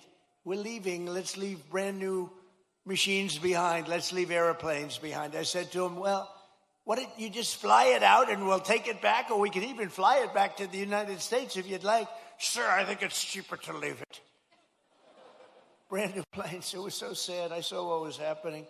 What a disgusting thing took place. But we then, as you know, we won Venezuela, which is now working with us to produce millions and millions of barrels of oil. We're getting along great with them. One day. And we've already paid for that operation many, many times over. We're taking tremendous amounts of oil, and they're taking tremendous amounts of oil. It's a partnership, in a sense. They're doing a great job. We're working together. And millions of barrels of oil is going to Houston and Louisiana, coming to you indirectly after it's refined. They're refining it there. But millions and millions of barrels of oil. And also, Venezuela is doing better than they've ever done before, too. The big oil companies are going in, and they're signing up. We have Chris Wright working on it, Doug Burgum working on it, Scott is working on them, and it's been incredible, actually. It's got serious oil. In fact, if you combine us and Venezuela, we have about 62% of the world's oil market. So we don't need straits. We don't need anything. We don't need the Hormuz Strait, but we do it because we have to do it, because we cannot let Iran have a nuclear weapon. It's very simple.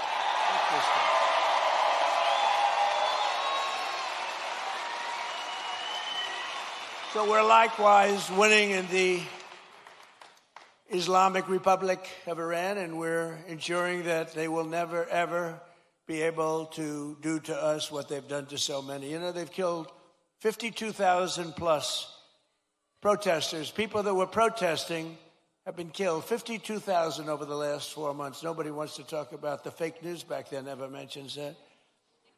And I just left Dover Air Force Base, which is an incredible place, but oftentimes very sad, because that's when they bring the bodies of our great heroes, our great patriots, warriors. They bring them back to Dover.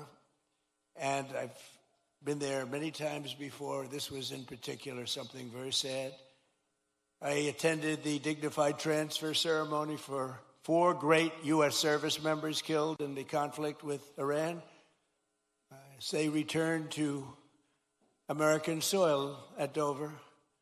And one of the families happened to be traveling to Georgia. Beautiful family, beautiful wife and husband and brother-in-law. And I said, I'm going to Georgia too. Where are you going? She said, well, after this, sir, they lost their beautiful son.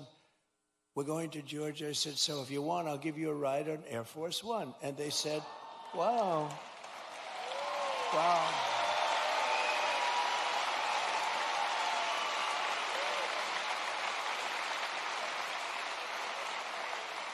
So today, I then said they're on Air Force One, and it's quite nice, I must say. And they said, wow, this is something, thank you so much. But they're heartbroken, you know, they're heartbroken. But they couldn't believe it. And they live very close to here. They live minutes away. And we're here today, and I said to them, celebrating the memory of their beautiful, this was a beautiful son. You know, I read, when I go to Dover, I read charts on all of the young people, and some are unbelievable. Some are a little bit, you know, they got a little bit of a couple of little bad things put in. This is a son who is like a flawless, perfect person, beautiful, beautiful son, handsome in every way, brilliant, respected by everybody. His sheet read so beautifully, and I told them that their beloved son, and it's his name was Lieutenant Tyler Feehan, and he was a person that was going all the way. He was going to be a general. He would have been a general very quickly. He was heading in that path. But I just want to thank Tyler's mother, Sherry, his father, Stephen, and his uncle, David, great people. I got to know them a little bit on the plane, and standing there watching this sight, which is, it's very, very tough to watch, to be honest with you. Very tough. I think it's the toughest thing I do. If anything I do all this stuff, but I think it's the toughest thing I do. But to Sherry and Stephen and David, we will carry Tyler's memory in our hearts forever. And I just want to thank you. It's an honor to have you here today. Please.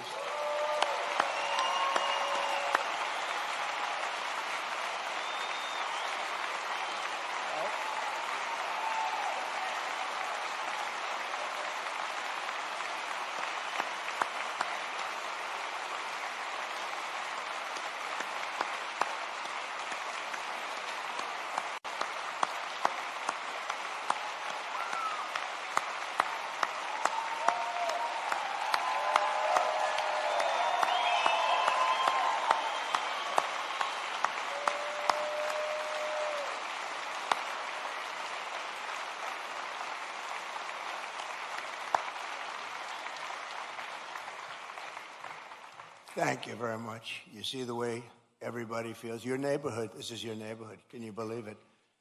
You see the way they feel. Thank you. Thank you, Sherry. He's looking down right here. He's so proud right now. So together we're making our country safer and stronger and far more successful than it's ever been before. And that's happening before your very eyes. That's why I call it the golden age. This is the golden age of America. We're building more plants than at any time in the history of our country. And not just AI and all of the different things you read about. Things like auto plants, you know, the old-fashioned way. Toyota just announced they're leaving Mexico and they're coming in. They're going to be building the largest plant anywhere in the world. They're all coming back. They're all leaving Canada. They're leaving Mexico. They're coming in from Germany and Japan and South Korea. They're coming in from all over. And people that have been doing this, people like Scott and others that have been doing this for a long time, they've never seen anything like it. I don't think you've ever seen anything like it. McGee, have you? You haven't seen anything. He's doing such a great job. In 4 long years of the sleepy Joe Biden administration, they got less than $1 trillion of new investment in our country. In 4 years, much less than $1 trillion. In less than 2 years, much less than 2 years, actually. In fact, at the end of the first year, but less than 2 years, in my administration, we've secured more than $19.2 trillion in new investment from all over the world.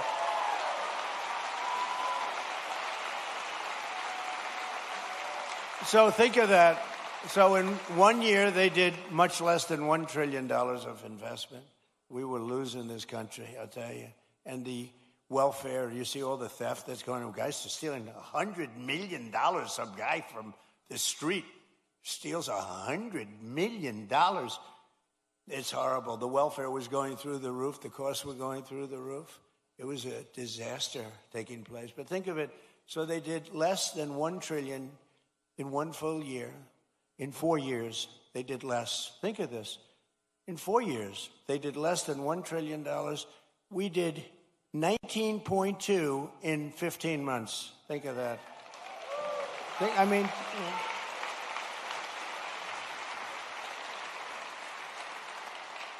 the pharmaceutical company, we're bringing our pharmaceuticals. We learned that through COVID. We're bringing the pharmaceuticals back. But the big pharmaceutical company, UCB, is investing $2 billion to build its first ever American manufacturing plant right here in Gwinnett, Georgia. Gwinnett.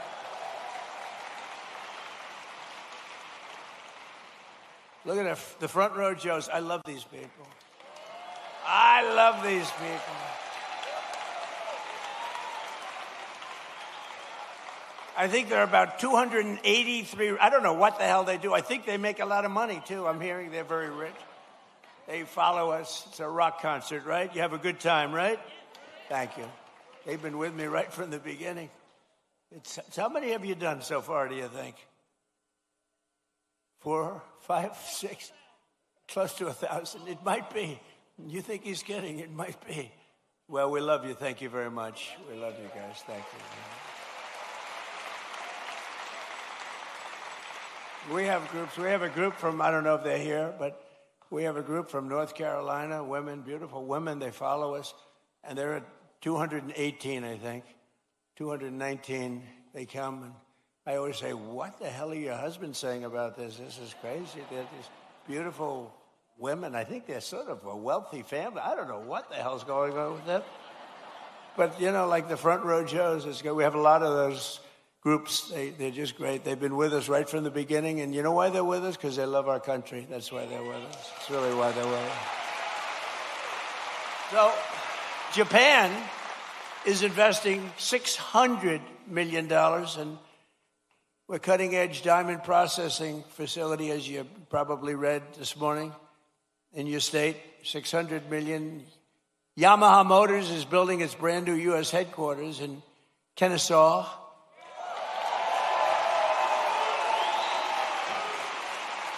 And more money is being invested in the United States right now than at any time in the history of our country.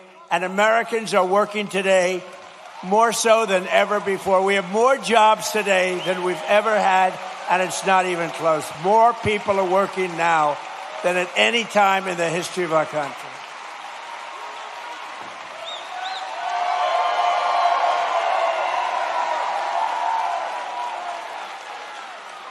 And the stock market has said, and that's with this skirmish we have going on. I call it a skirmish. This is with this skirmish we have with the Islamic Republic of Iran. And I call it that because, let me tell you, they're getting hit so hard. And they want to make a deal. But I say they're not ready to make a deal. Because every time they make a deal, they want to change it and everything. They're not ready. They'll be ready very soon. And this is despite this. It's going on. The stock market has hit 73 all-time highs since the election. Think of that. And the typical American's 401k is up by $34,000, setting records day after day. It's up by numbers that have never been seen before. So your 401ks, they always say, oh, the stock market. Stock market's very important. But I have people coming up to me that have 401ks. They said, you know, I was a disaster. My family wouldn't talk to me. They thought I was a total loser. And now I'm like, the one guy said, I feel like Warren Buffett. No, the markets are right through the roof. And it's a beautiful thing to watch, frankly. It's beautiful. What's brought families together. I mean, I told the story about a policeman in New York City. He said, my wife was really down on me because the 401k was a disaster. It wasn't moving. And you get elected, and it's she thinks I'm the most brilliant financial mind in the world now. She loves me much more than she did. She's close, but you should never love for that reason. Remember that, please. And while the stock market is skyrocketing way up, inflation is way down. We're coming way down. And last week, it was announced just last week that inflation dropped by the largest amount in more than 6 years because we're doing it right. We're running the country properly. And they tried to blame high prices on me. So think of it. When I inherited this thing on January 20th, we had the highest inflation in many, many years, 48 years, they say. I say maybe ever. This is what I inherited. And when I had nothing to do with it. I walk into office, I have a press conference first or second day, and they're screaming at me, what are you going to do about high prices? Right? What are you going to do? I said, I just got here. What are we talking about? Tell me. Eggs have gone up 4 times. 4 times. I said, I just got here. Give me a break. They did. They hit me with the eggs, and you remember that? Kelly, you remember I got hit with the eggs. First day, first press conference, nice friendly press conference. You know they treat me so nicely. What are you going to do about the prices? And they said, they used the word, first time I heard it, it was a word, made up by the Democrats. Affordability. They said, affordability. I said, I've been here 1 day. Don't worry, I'll take care of it. And we're taking care of it, we're taking good care of it. They had the highest prices. They had the highest prices. In fact, with the eggs, we have an Easter egg hunt like a few months after this, and they said, don't order eggs, sir, because they're so expensive. Use plastic eggs. They wanted me to give the kids. I said, nope, we're going to get it done. And we did a great job. Our Secretary of Agriculture did a great job, and we got the price now of eggs is lower than it was when we started, right? And many other things, too. And oil will be coming, it's going to be tumbling down. It was 3 weeks ago.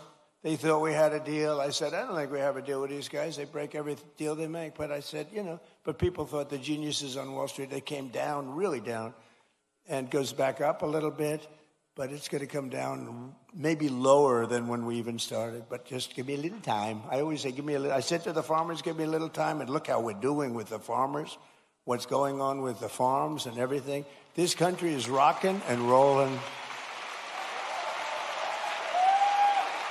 So every day we're fighting to put more money back in the pockets of the hardworking American families. And that's why with the help of our incredible Republican majorities in Congress, we've done so much. I proudly signed the great, big, beautiful bill delivering the largest tax cuts in American history. Largest in American history. And we did big ones first. We had the best economy in history in my first term. A lot of people don't because we had a COVID period all over the world. And we did a great job where they got no credit for it. We did Operation Warp Speed. And I'll tell you, we did a great job, but we got very little credit for it. We should have been given big credit, but we got credit for everything else. And we had the best economy, but this economy is ready to blow everything away, ever, of any country. There's never been anything like what's happening in the United States of America right now.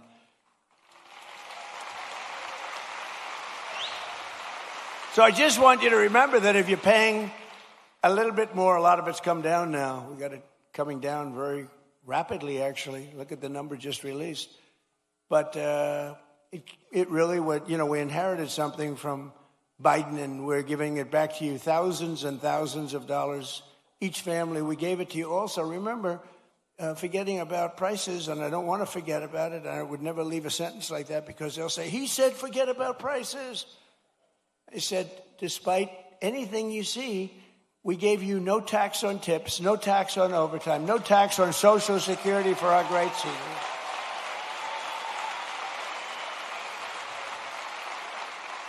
We gave you something that nobody ever thought of. This was my idea. I said, give people a deduction if they buy a car only that's made in America. Give them a deduction. They go out, borrow money. They're allowed to get a deduction. But this past filing season, 130,000 tipped workers right here in Georgia saved an average of more than $7,000 on their taxes. And that's because of no tax on tips.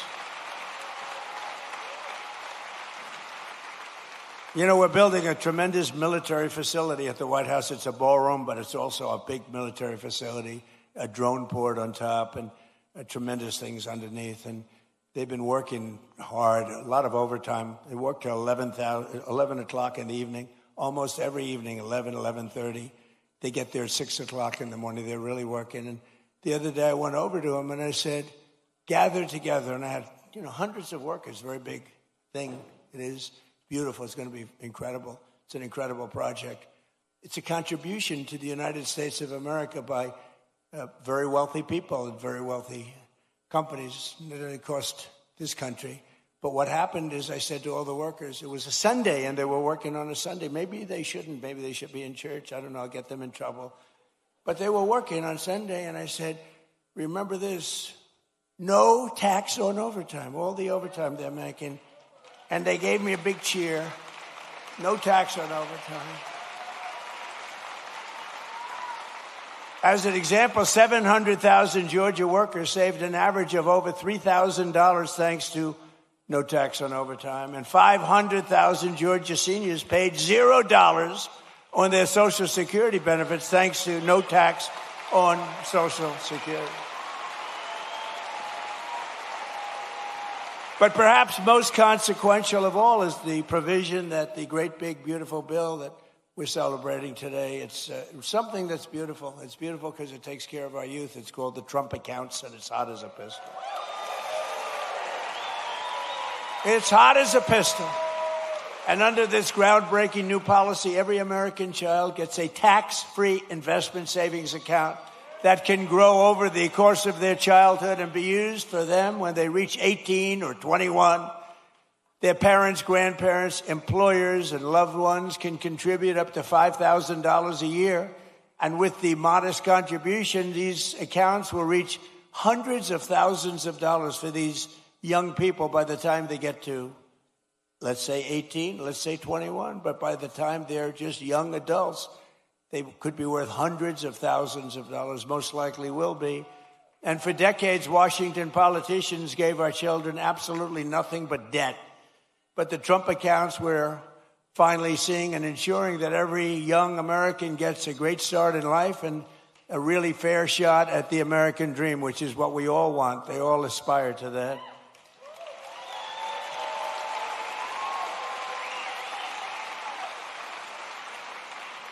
And under the system, every newborn child gets $1,000 deposited in their Trump account at birth. Think of that. From the United States government. Think of that. The government is finally giving money back to our children.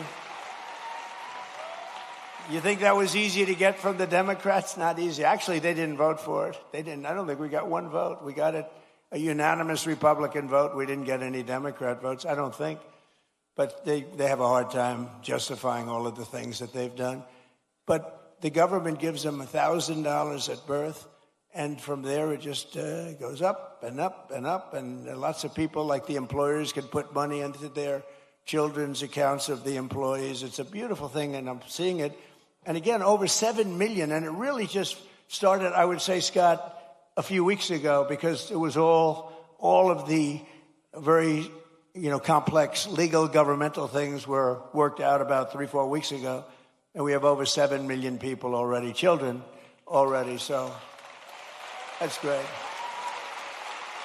And I want to just tell you that generous individuals like Michael and Susan Dell, Brad Gerstner, and so many others have donated billions of dollars to fund Trump accounts for millions of children. Some people are going to take the children from states, the entire state. Like Gerstner is looking at the state of Indiana, where he contributes the money for, these are wealthy people. They've made a lot of money. They're putting it back. But Michael and Susan, they're two special, incredible people. As an example, donated $6.25 billion into the accounts for youth. They gave them for youth. Michael Dell, Susan Dell. $6.25 billion. I have a friend, he gave $50 million. I said, that's peanuts. That's not even close to the $250 million that Michael Dell gave. I said, what are you doing? You can do better than that. But people are loving it. And you know what I say? Go out and buy a Dell computer, okay? Because as far as I'm concerned, that's great stuff. And the Trump Accounts app, for those that want, is now the #1 app in all of America. Isn't that nice for our youth? People are doing it. It just caught on. In the past 18 days, nearly $1.5 billion have been deposited into the Trump accounts. Think of that. The money is pouring in. And it's for children and all sorts of advantages and tax advantages for the people that do it and make this investment in our future, because it's really an investment in our future. And all you have to do is go to trumpaccounts.gov, and sign your child up for a free investment account today, and the child gets $1,000 from the government.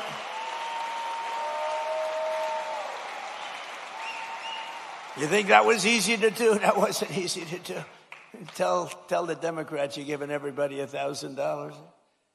But we're pleased to be joined by some of those incredible Georgia families benefiting from the Trump accounts, including Cole and Allison Loden and their 3-year-old beautiful child Ray, their 2-year-old Rex, and 3-month-old daughter Ren. And Cole and Allison met at Kennesaw State University, where he played football, and he was a cheerleader and a respected guy, good student.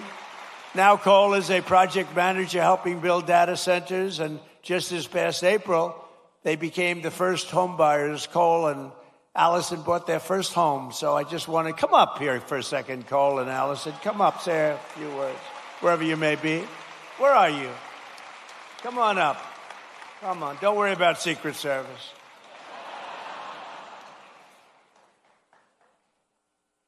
We've had people come up. One of them almost got beat up, and all they did was, I said, come on up. And they, oh, beautiful. Wow. That's so nice. Be careful. You can't fall like Sleepy Joe. You can't. Come on, say something. Come on, how are you? Hi, sweet. Oh, what?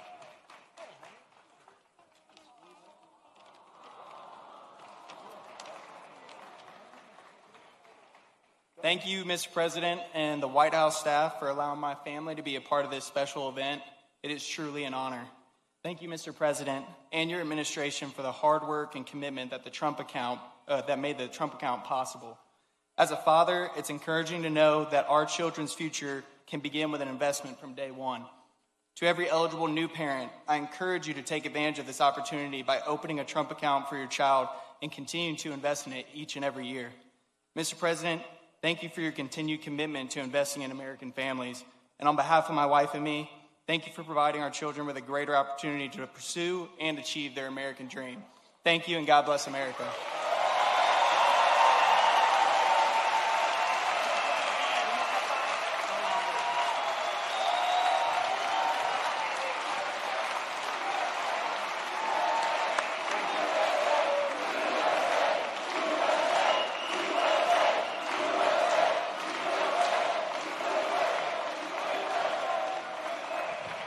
Thank you very much, Cole. That's beautiful. Also with us are Dean and Gabrielle Fungawing and their 4 children, Elise, Jude, Isaiah, and Talia, who also have been very proudly members of the Trump accounts. And Dean and Gabrielle are both entrepreneurs who believe in teaching their children the importance of self-reliance. And it's happening. You know, people are watching the market now. They're watching how are the stocks doing, how's it going, and they're only going up, it looks like, and we're going to keep it that way. So Dean and Gabrielle, come on up for a second, please.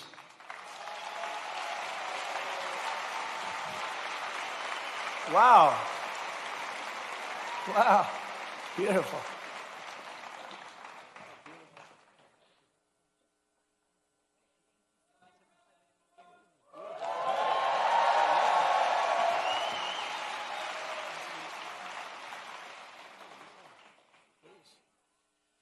Well, Mr. President, thank you for this honor. My American story began when my parents brought our family from Suriname to this city in 1990. We attended local schools and college right here in Georgia. And in 2008, my wife and I lost our jobs just before learning we were expecting our first child. A friend taught me the appliance repair and service trade, and it changed our lives. Together, we built a company serving over 55,000 homes across the city. And then she fired me and made herself CEO. Later, I founded a technology startup, and that patented technology, along with our team, protects millions and millions of square feet of commercial real estate from water damage. Standing with me today are my wife and our 4 beautiful children. We opened Trump accounts for each of them, and because investing in the next generation strengthens the fabric of America. Thank you. Thank you, Mr. President, and God bless America, and God bless you.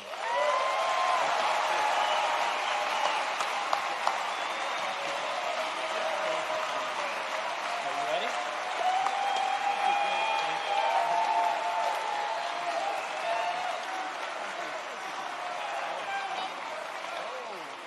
She made that for Kai.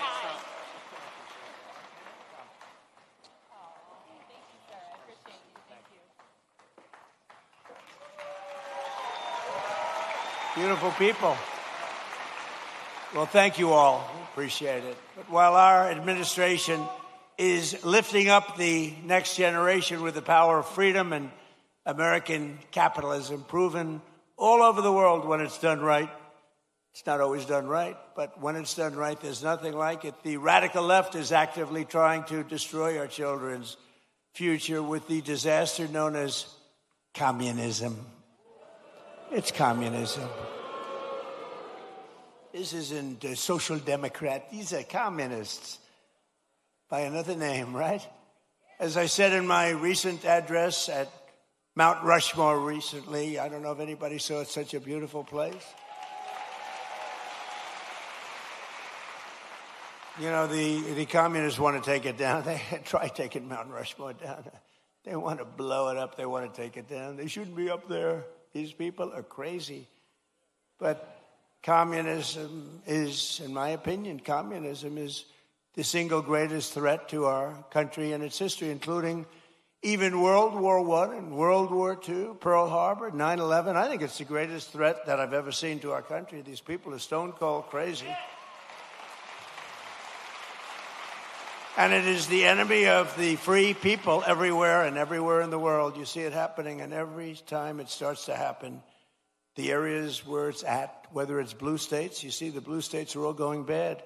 They're all going bad because communism is a loser. The concept, the policy, it's a loser, and it always has been, and it always will be.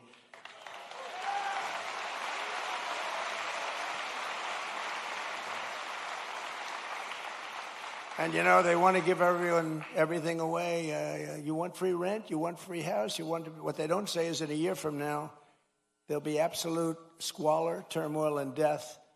And that's the way it's happened all the way. It goes back thousands of years by different names. But that's the way it happens all the time. It's squalor, it's poverty, it's death, it's destruction. And that's why we declare again today that the United States of America will never be a communist country.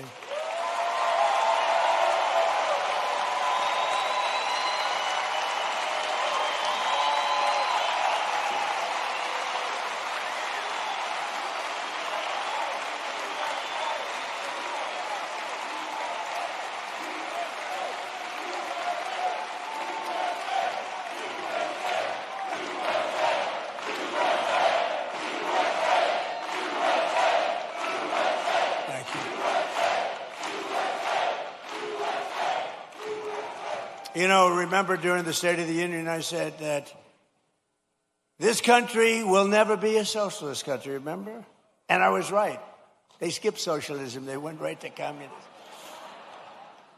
Georgia's a state that believes in common sense, and yet your terrible Senator, John Ossoff, he's terrible. And the Democrats in Congress are voting with the communists every single time. They're afraid of the communists. You look at it. Now, I fought Ossoff before, as you know, and we won. We had a great success against this guy. He reminds me of Pinky Herman. Did you ever see Pinky Herman? John Ossoff and the congressional Democrats voted against securing our border. They voted against our massive tax cuts that you have. They voted against the Trump accounts for your children.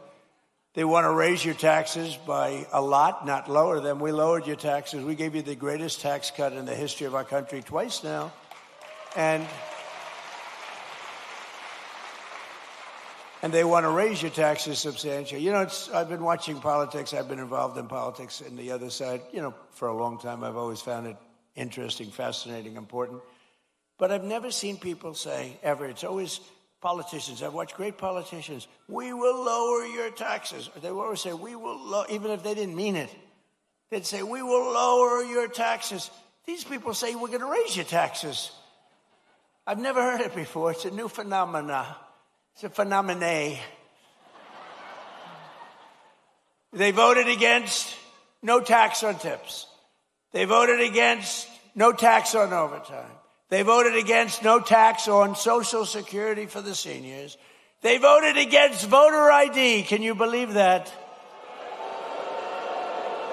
Well, you saw what happened. They caught thousands of votes in New Jersey where illegal aliens were allowed to vote. Thousands and thousands of votes.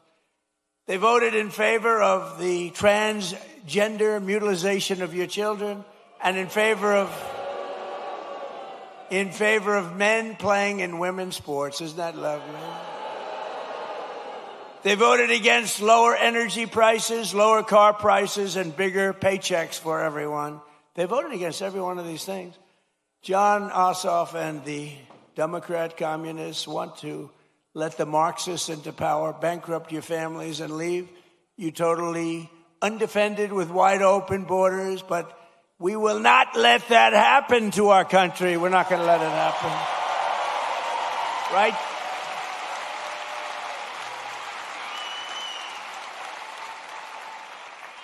So it's a very appropriate thing because I watch this man run and he's really phenomenal, actually.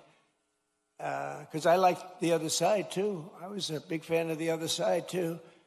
Two good men, frankly, but I watched him run and it was amazing what he was able to do. Very, very successful guy, and he decided he wanted to be governor because he thought he could do some really incredible things for this state, more so than have been done. And I'm very pleased to be joined today by a true champion for the people. He just won, Georgia business leader Rick Jackson, who I'm told has a big announcement to make. I don't know what this is. Come on up here, Rick.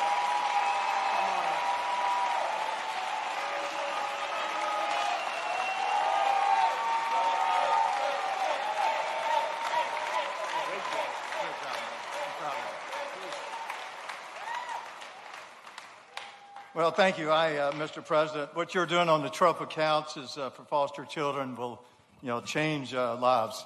I know because I said earlier that it changed my life when I got a $100 Christmas gift in an orphanage. That's why here in Georgia we should not stop with $1,000. I want to announce when I become governor, I'm going to push the state of Georgia to match the federal contribution with another $1,000.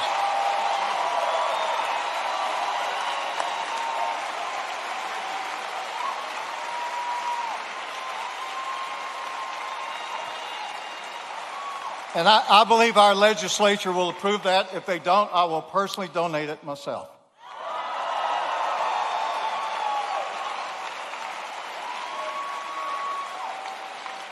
Mr. President, you're fighting for Georgians every day for the state and what you're doing to lower costs. Media does not report this, but Every day, President Trump is bringing unbelievable amount of business solutions to government. Let me give you an example. Not long ago, I was meeting with Susie Wiles, who, in my opinion, is the best chief of staff in the modern history. But we were talking about America's antibiotics supply chain. And I told her we bought this last American plant in the United States in 21 because I didn't want China to leverage it on our president for trade. I told Susie something that every family should know. We produce one dose of amoxicillin for 7 cents. By the time it goes through all the middlemen, you pay $1. Susie looked at me and said, well, have you heard about Trump RX? And I said, she said, we're announcing it tomorrow to sell directly to from the manufacturer to the consumer.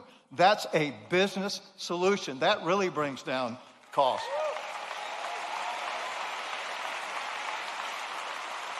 When we bought this manufacturer of antibiotics, we wanted to change the name to U.S. Antibiotics, which I thought was a good name.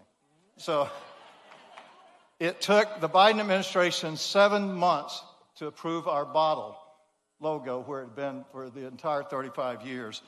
Then, last summer, we wanted to bring out for our kids amoxicillin extended release. Under the Trump administration, we applied to have a new drug that hadn't been here in 25 years. Under his administration, it was approved in 60 days. 60 days.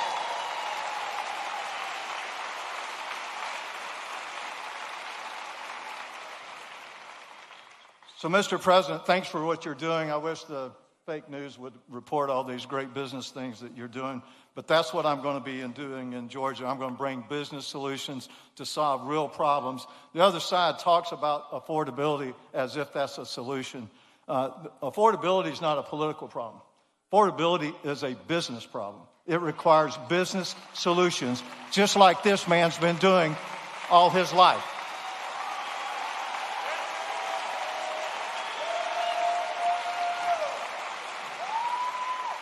My opponent wants to cut down businesses and cancel them just because I visited a restaurant.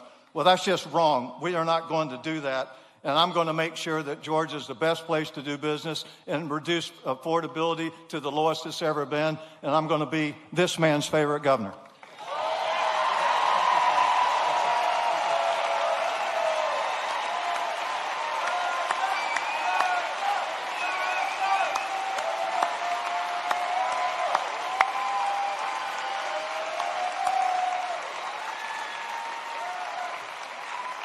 Wow. He's going to be a great governor. He will be great. Thank you very much, Rick. We also have some true warriors with us, including State Senator Brian Strickland, who is running for the job of Attorney General. That's an important one. Well, get out and vote, and he's going to be fantastic. You have my complete and total endorsement, as you know, okay?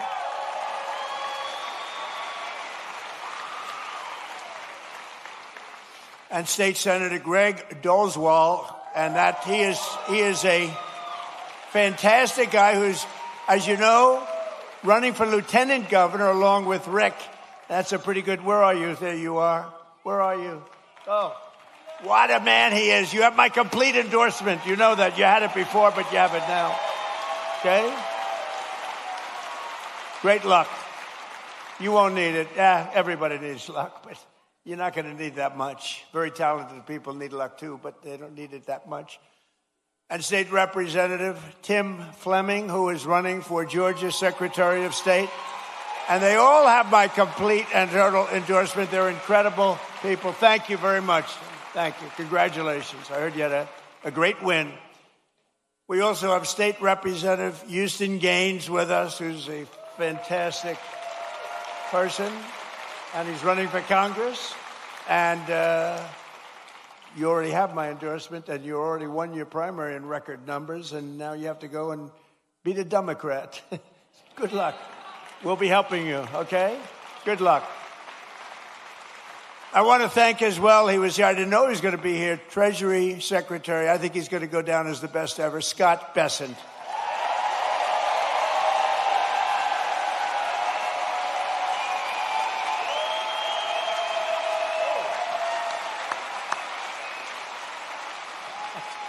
That's good, Scott. Don't make him too popular. I won't like him anymore. That's very good.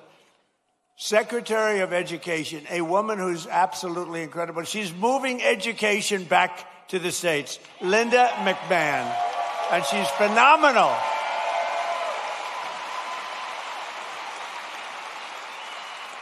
She's getting it back to the States so the parents can run the education. And I met your school board people. They were really great people, but, you know, they want to work with the parents, and that's what we're doing. And, Linda, you are doing some great job. She's moving it back.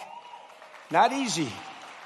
Not easy. That's years and years of turmoil that went trying to do it. She just gets it done. This woman is incredible. Thank you very much. I appreciate it. Another great person and great administrator, a woman who's really smart. Everybody loves her. Everybody respects her. And she runs a thing called small business, but small business, when you add it all up, is probably bigger than any bank in the world, right? Kelly Loeffler, and you're here with Jeff. Jeff, stand up.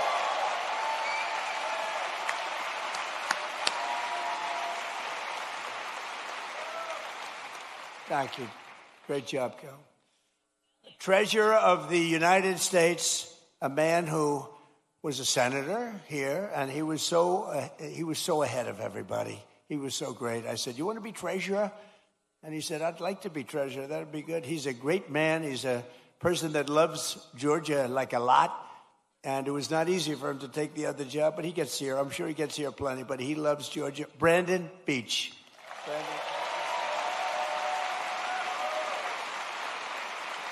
Cobb County School Superintendent Chris Ragsdale with a beautiful family.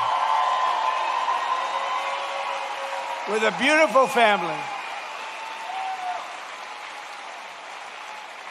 And we have a man named Ralph Reed. Have you heard of Ralph Reed? Ralph Reed. He is a man that, with his group, a great religious leader, maybe the greatest religious leader, but with his group, is it 10 million doorbells you hit? And this was certified stuff. 10 million doorbells. He pressed 10, not personally, but he pressed a lot of them himself. And they wanted to make sure we had a big victory it's almost a couple of years ago, 18 months. And I just want to thank Ralph Reed. Thank you very much, Ralph. Thank you. Great job. Great leader.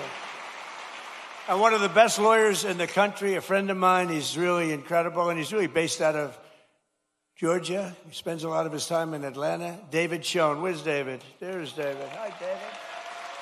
He's a great lawyer. You got a problem, go to David. Thank you, David. And Alveda King. So Alveda was with me from day one. Where's Alveda? She was with me. She was with me from day one when it was not at all fashionable. She was taking more grief, Alveda, but she knew what she was doing, and now she's like the queen of the world, right? Look at her. Thank you, darling. We appreciated it. You always like those people when it wasn't fashionable, like Front Row Joe's. It wasn't fashionable, like the ladies from North Carolina, which maybe it wasn't fashionable. Well, they had a good time at least. But these are great people. Thank you all. Thank you all. Great group. And you guys get yourselves elected, please. I also want to thank a man who had to stay back in Washington to vote for Making America Great Again. Maybe the most important man in this room right now is not here. His name is Mike Collins, and he's going to beat Pee Wee Herman.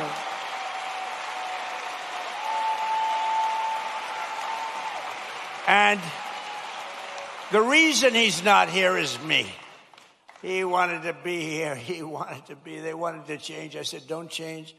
Mike's not here, and it is my fault because we have a very big vote coming up on the military, farming, and other important things in a little while. It's going to be a little while. And I got to have Mike in Congress because he's like maybe the most, but certainly one of the most highly respected congressman, Republican or Democrat, in Washington. Mike Collins is an amazingly respected man. He got the look. He's got the whole deal.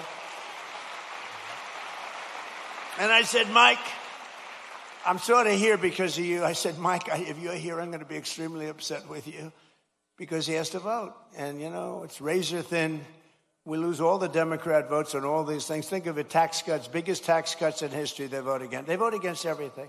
Because you know why? They have Trump derangement syndrome, that's why.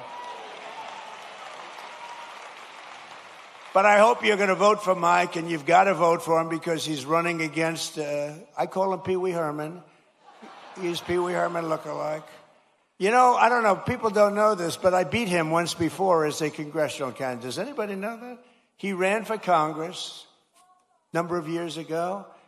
I got involved in the race at the request of a friend of mine from Georgia because they didn't like him, and he was easily winning. He was winning by 25 points, and there were 5 people in the race, and he was way up. He was above 50. If you get above 50, you get it.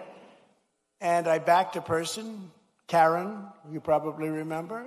Didn't know her at all, but I thought anybody would be better than this guy. And he went from 70 to, believe it or not, 49.9.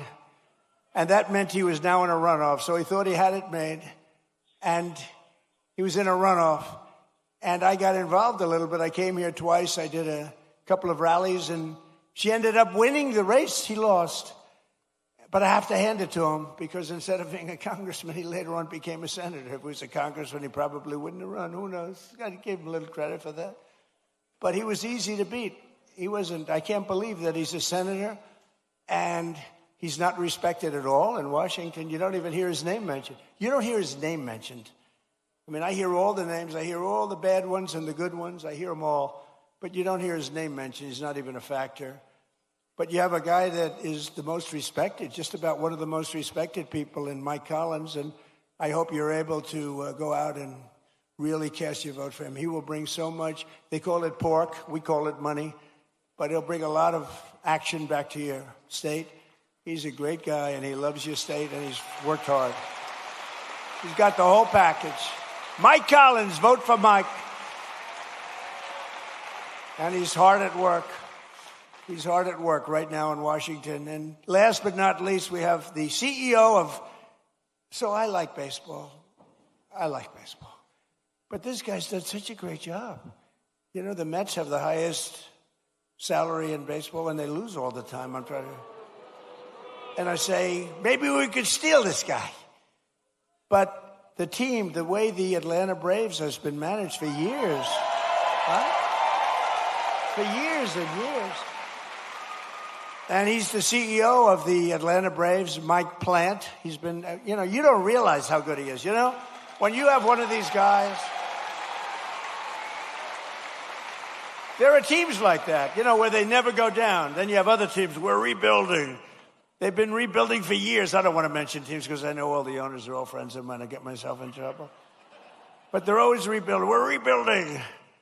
This guy never rebuilds. He just stays at the top. He's amazing. And then he loses the best player. He loses a great first baseman. I would say great first baseman. And they keep going along. And they get things for the first baseman. And he was really good. Dodgers got him. But I watched the Braves for years, and they've done such a great job. So along with one of the best managers in baseball, Braves legend Brian Snitker, who was recently inducted into the Baseball Hall of Fame. Brian, both of you come up. Would you both come up? Come on up here. They deserve a little credit. They deserve credit. I mean, I've suffered with teams for the years I've suffered. Oh, listen.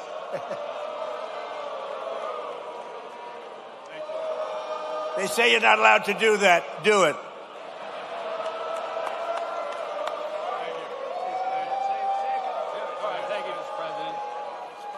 Thank you, Mr. President. Welcome to Marietta. And as you can see, Braves country is a real thing. And you got a room full of Braves country right here. Mike and I presented President Trump with one of our 4th of July 250th anniversary jerseys that the team wore over that weekend. And I just wanted to tell President Trump that we're going to be back in Washington about a year from now. We're going to give him another World Championship jersey. So thank you.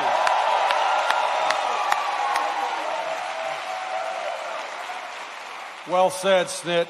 Mr. President, I just want to say when you're done throwing four-seam fastballs for the United States of America, come back and do it for the Atlanta Braves. Thank you.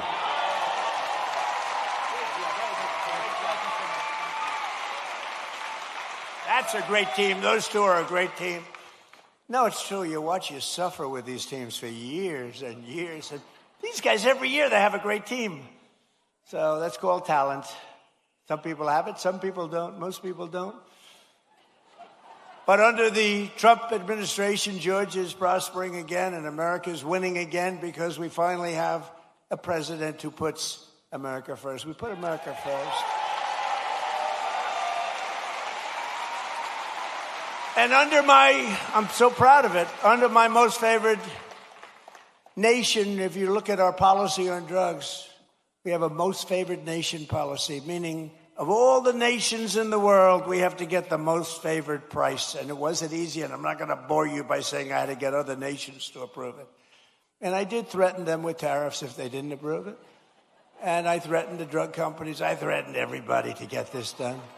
And no other president even tried because they said it was impossible to do. But we're delivering the largest prescription drug price cuts in history by a difference of 400, 500, and 600% reduction. So for decades, Americans paid the highest price for prescription drugs anywhere in the world. We were the highest price anywhere in the world. And now we're paying the lowest price anywhere in the world. And that has a huge impact on your healthcare costs, on everything. I'm very proud of it. Everybody said it couldn't be done. No other president even tried it because you had to get the drug companies, which is tough, but then you had to get the other nations to approve it, which is even tougher. So all you have to do now is go to TrumpRx.gov and you're going to get drugs for prices that you never believed. I mean, prices where they're 80%, 70%, 60%, 90% in one case I saw, lower. So go there and just get your drugs and at a minimum price them out and go to your store and see if they can match it. But I don't think anybody's going to match them. It's been amazing. Think of it. We went from the highest price 1 year ago, the highest price drugs anywhere in the world, like the fat drug. It cost, think of it. Think of it. It cost $1,400 in New York, and in London it was $87. Okay, I told you I have a friend of mine. He's fat as you never saw a guy like this. He's a very smart guy. Scott knows him very well. He's a great businessman, but highly neurotic, always eating. Eating, he does two things. He eats and he makes deals. And the eating he's not good at, other than quantity. But the making deals, he's very good. But he called me up because, I buy this fat drug. And now he calls me Mr. President. He used to call me Donnie. Donnie, I buy this fat drug. And in New York, I pay $1,400. And in London, I just paid $87. They said, you're so rich. How do you even know? He said, I don't know. My people told me that. And so he said, I went out and I had it checked. And it was from the same exact company, the same plant. It was actually made in the United States, the same everything. He said, what the hell kind of a deal? I'm paying like almost 10 times as much. I said, that's the system. But it really awoke in me. And I said, I got to do something about it because he's right. A pill that will sell for $10 in London or in Munich, $10, is selling for $100 or $120 for a pill in New York City or in Chicago, Los Angeles, or any other place. And I said, we got to do it. It's unfair. And I called up the drug companies, and they fought me, and then they said, you're right. They had all sorts of excuses. Well, we have to do research. I said, well, you're doing research for other countries too, right? So they finally gave in under very, very tough time for them. And then they said, and they gave in because they never thought I'd get the countries to do it. And I called up France. I started with Emmanuel Macron. I said, Emmanuel, you must raise your drug price. Well, Donald, why would I do that? Because we're paying too high, and you're paying too low, and we're going to meet somewhere in the middle. No, Donald, I will not do that. Yes, you will. No, I won't, Donald. I will not do that, Donald. I said, yes, you will. And then finally he said no. I said, here's what I'm going to do. I'm going to put a 200% tariff on every bottle of wine and champagne coming out of France. And he said, Scott was there, and he said, Donald, it would be my honor to do that. And we got France, so we got all of them the same way. That's too complicated. But we got it, and now we have favored nations, and we pay the lowest prices anywhere in the world from the highest prices. And that alone should win us the midterms, but it's not going to be that easy with the cheating and everything else that goes on. So make it too big to rig. Remember my statement, too big to rig, make it too big to rig, and watch those machines. Every day we're liberating our communities from the scourge of migrant crime. In nearby Clayton County, Georgia, federal law enforcement recently charged an illegal alien murderer from Mexico who shot a man in the torso and then shot another twice in the heart and the head. In Bullock County, ICE arrested an illegal alien who sexually assaulted an 11-year-old girl and held her 10-year-old sister at knife point for 1 week. John Ossoff and the Democrat communities, they voted to defund ICE and leave Georgia families at the mercy of the monstrous criminals that we're getting out of here. We're getting them out at record speed.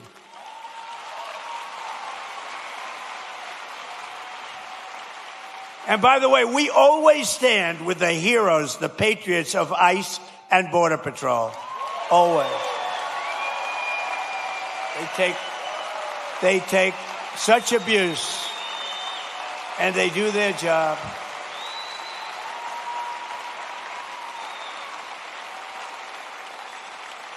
And our strong borders are really, it's a policy of helping to bring down the cost of living. It really is. It's under Biden, over 60% of the increase in housing rental. The rental cost demand came from the flood of illegal aliens coming into our country. The government would pay thousands of dollars a month for apartments for illegal aliens. But for our warriors, for our ex-servicemen, for people that served in our military for 20 years and 25 years, and then they couldn't get into an apartment. They were living in the street. They didn't do anything. But they took care of illegal aliens, paying thousands of dollars a month in some of the most luxurious hotels in the country. It's crazy what they were doing. It's crazy. But thanks to our policies, the cost of rent is now down by more than 10% in a short period in the Atlanta area compared to the peak of the border invasion. I mean, these people were occupying all the apartments that the government was paying, and they were never going to be great. They were never going to be, remember the word I made up, the caravans. They came in thousands and thousands came by caravan, and many murderers were in these caravans. To stop the massive theft of taxpayer dollars, including by the millions and millions, we have launched the war on fraud, led by Vice President J.D. Vance. He's doing a great job. We ended Medicaid for illegal immigrants, and we redirected $50 billion to make the largest investment in rural health in the history of our country. You're getting hospitals built in areas just like this that the Democrats would never do it. Number one, they said that's Trump country. We're not going to do anything. They wouldn't spend because we did. We got tremendous votes. In your whole state, we got tremendous. We won in a landslide. In just 18 months, we've turned this country around like nobody's ever seen before. Think of it. Our border is secure. Jobs are up. Inflation is way down. Factories are opening.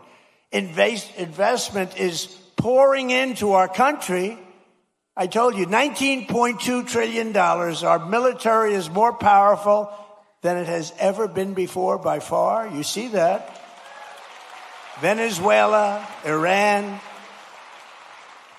America is back. It's stronger than ever before. And I'm telling you, it's only going one way. It's going up. As long as we keep our current thinking, our current system, it's going up. If you go the other way, nothing ever succeeds.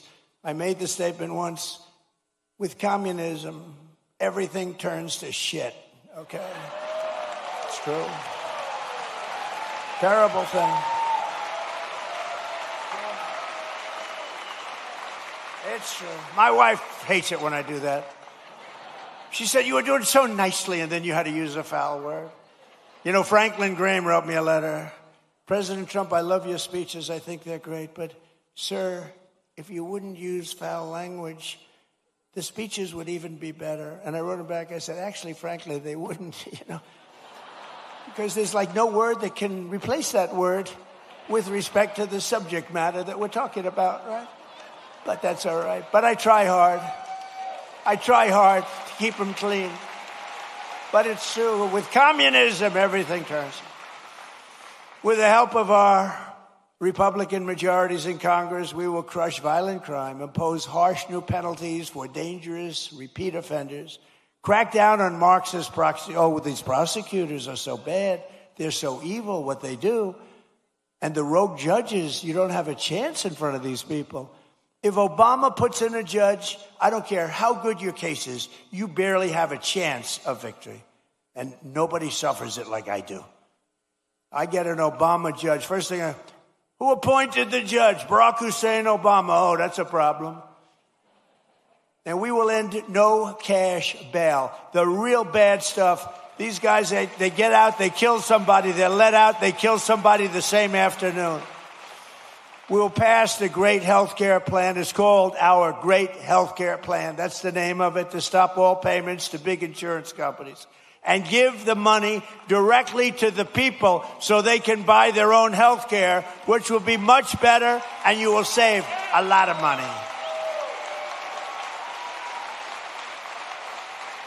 Because as you see, Obamacare is a total disaster. It's been a disaster.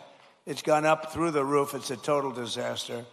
We want to spend the money. We want to give you the money directly. Buy your own health care. What's happening is these insurance companies take in billions and billions of dollars, and they don't give a damn about you. And you go out and you get crummy health care at a price that's unaffordable.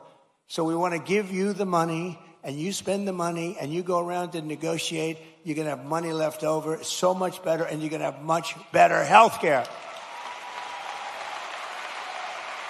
And finally, we have to pass the Save America Act to defend American elections.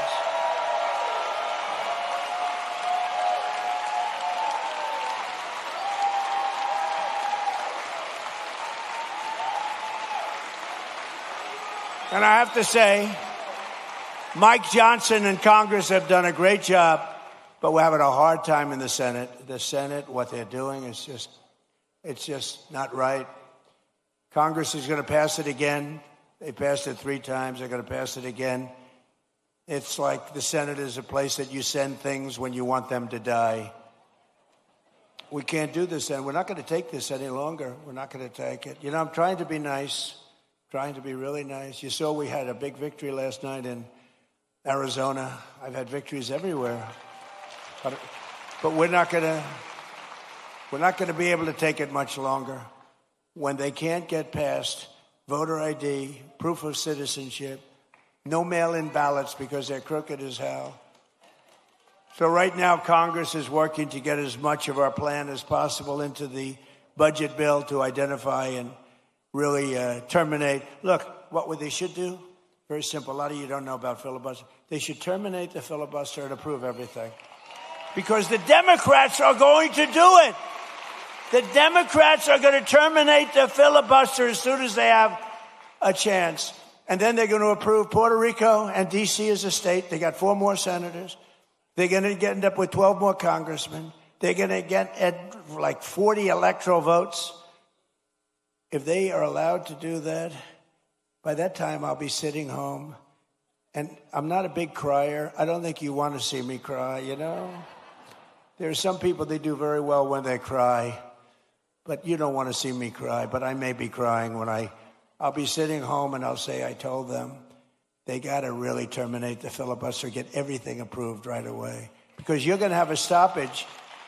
You're going to have a stoppage in September. The Democrats won't approve everything. They become deranged, like deranged Jack Smith. Remember that deranged sick puppy? They're deranged, and they won't approve. You're going to have a shutdown in September. And in 2 years later, you have the debt ceiling bill. They would love it. I call it the 1929. You know what 1929 means? That was not a good year. And there's no reason for it. They should terminate the filibuster. Everybody call John Thune at the Senate. He's the leader of the Republican Party, and tell him to get this stuff approved.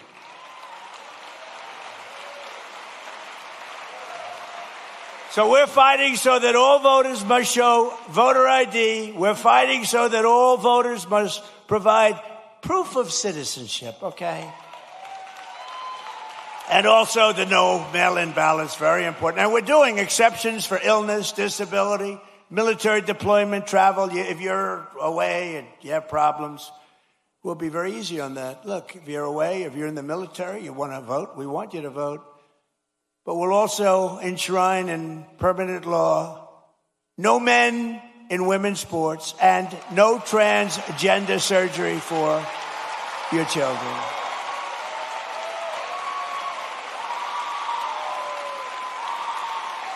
So, ladies and gentlemen of Georgia, the golden age of America is upon us. We are in the golden age. This is the greatest we'll ever be.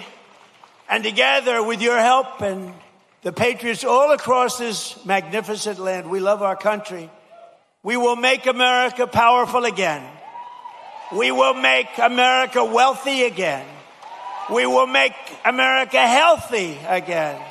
We will make America strong again. We will make America proud again. We will make America safe again. And we will make America great again. Thank you very much. Thank you, Georgia. Thank you.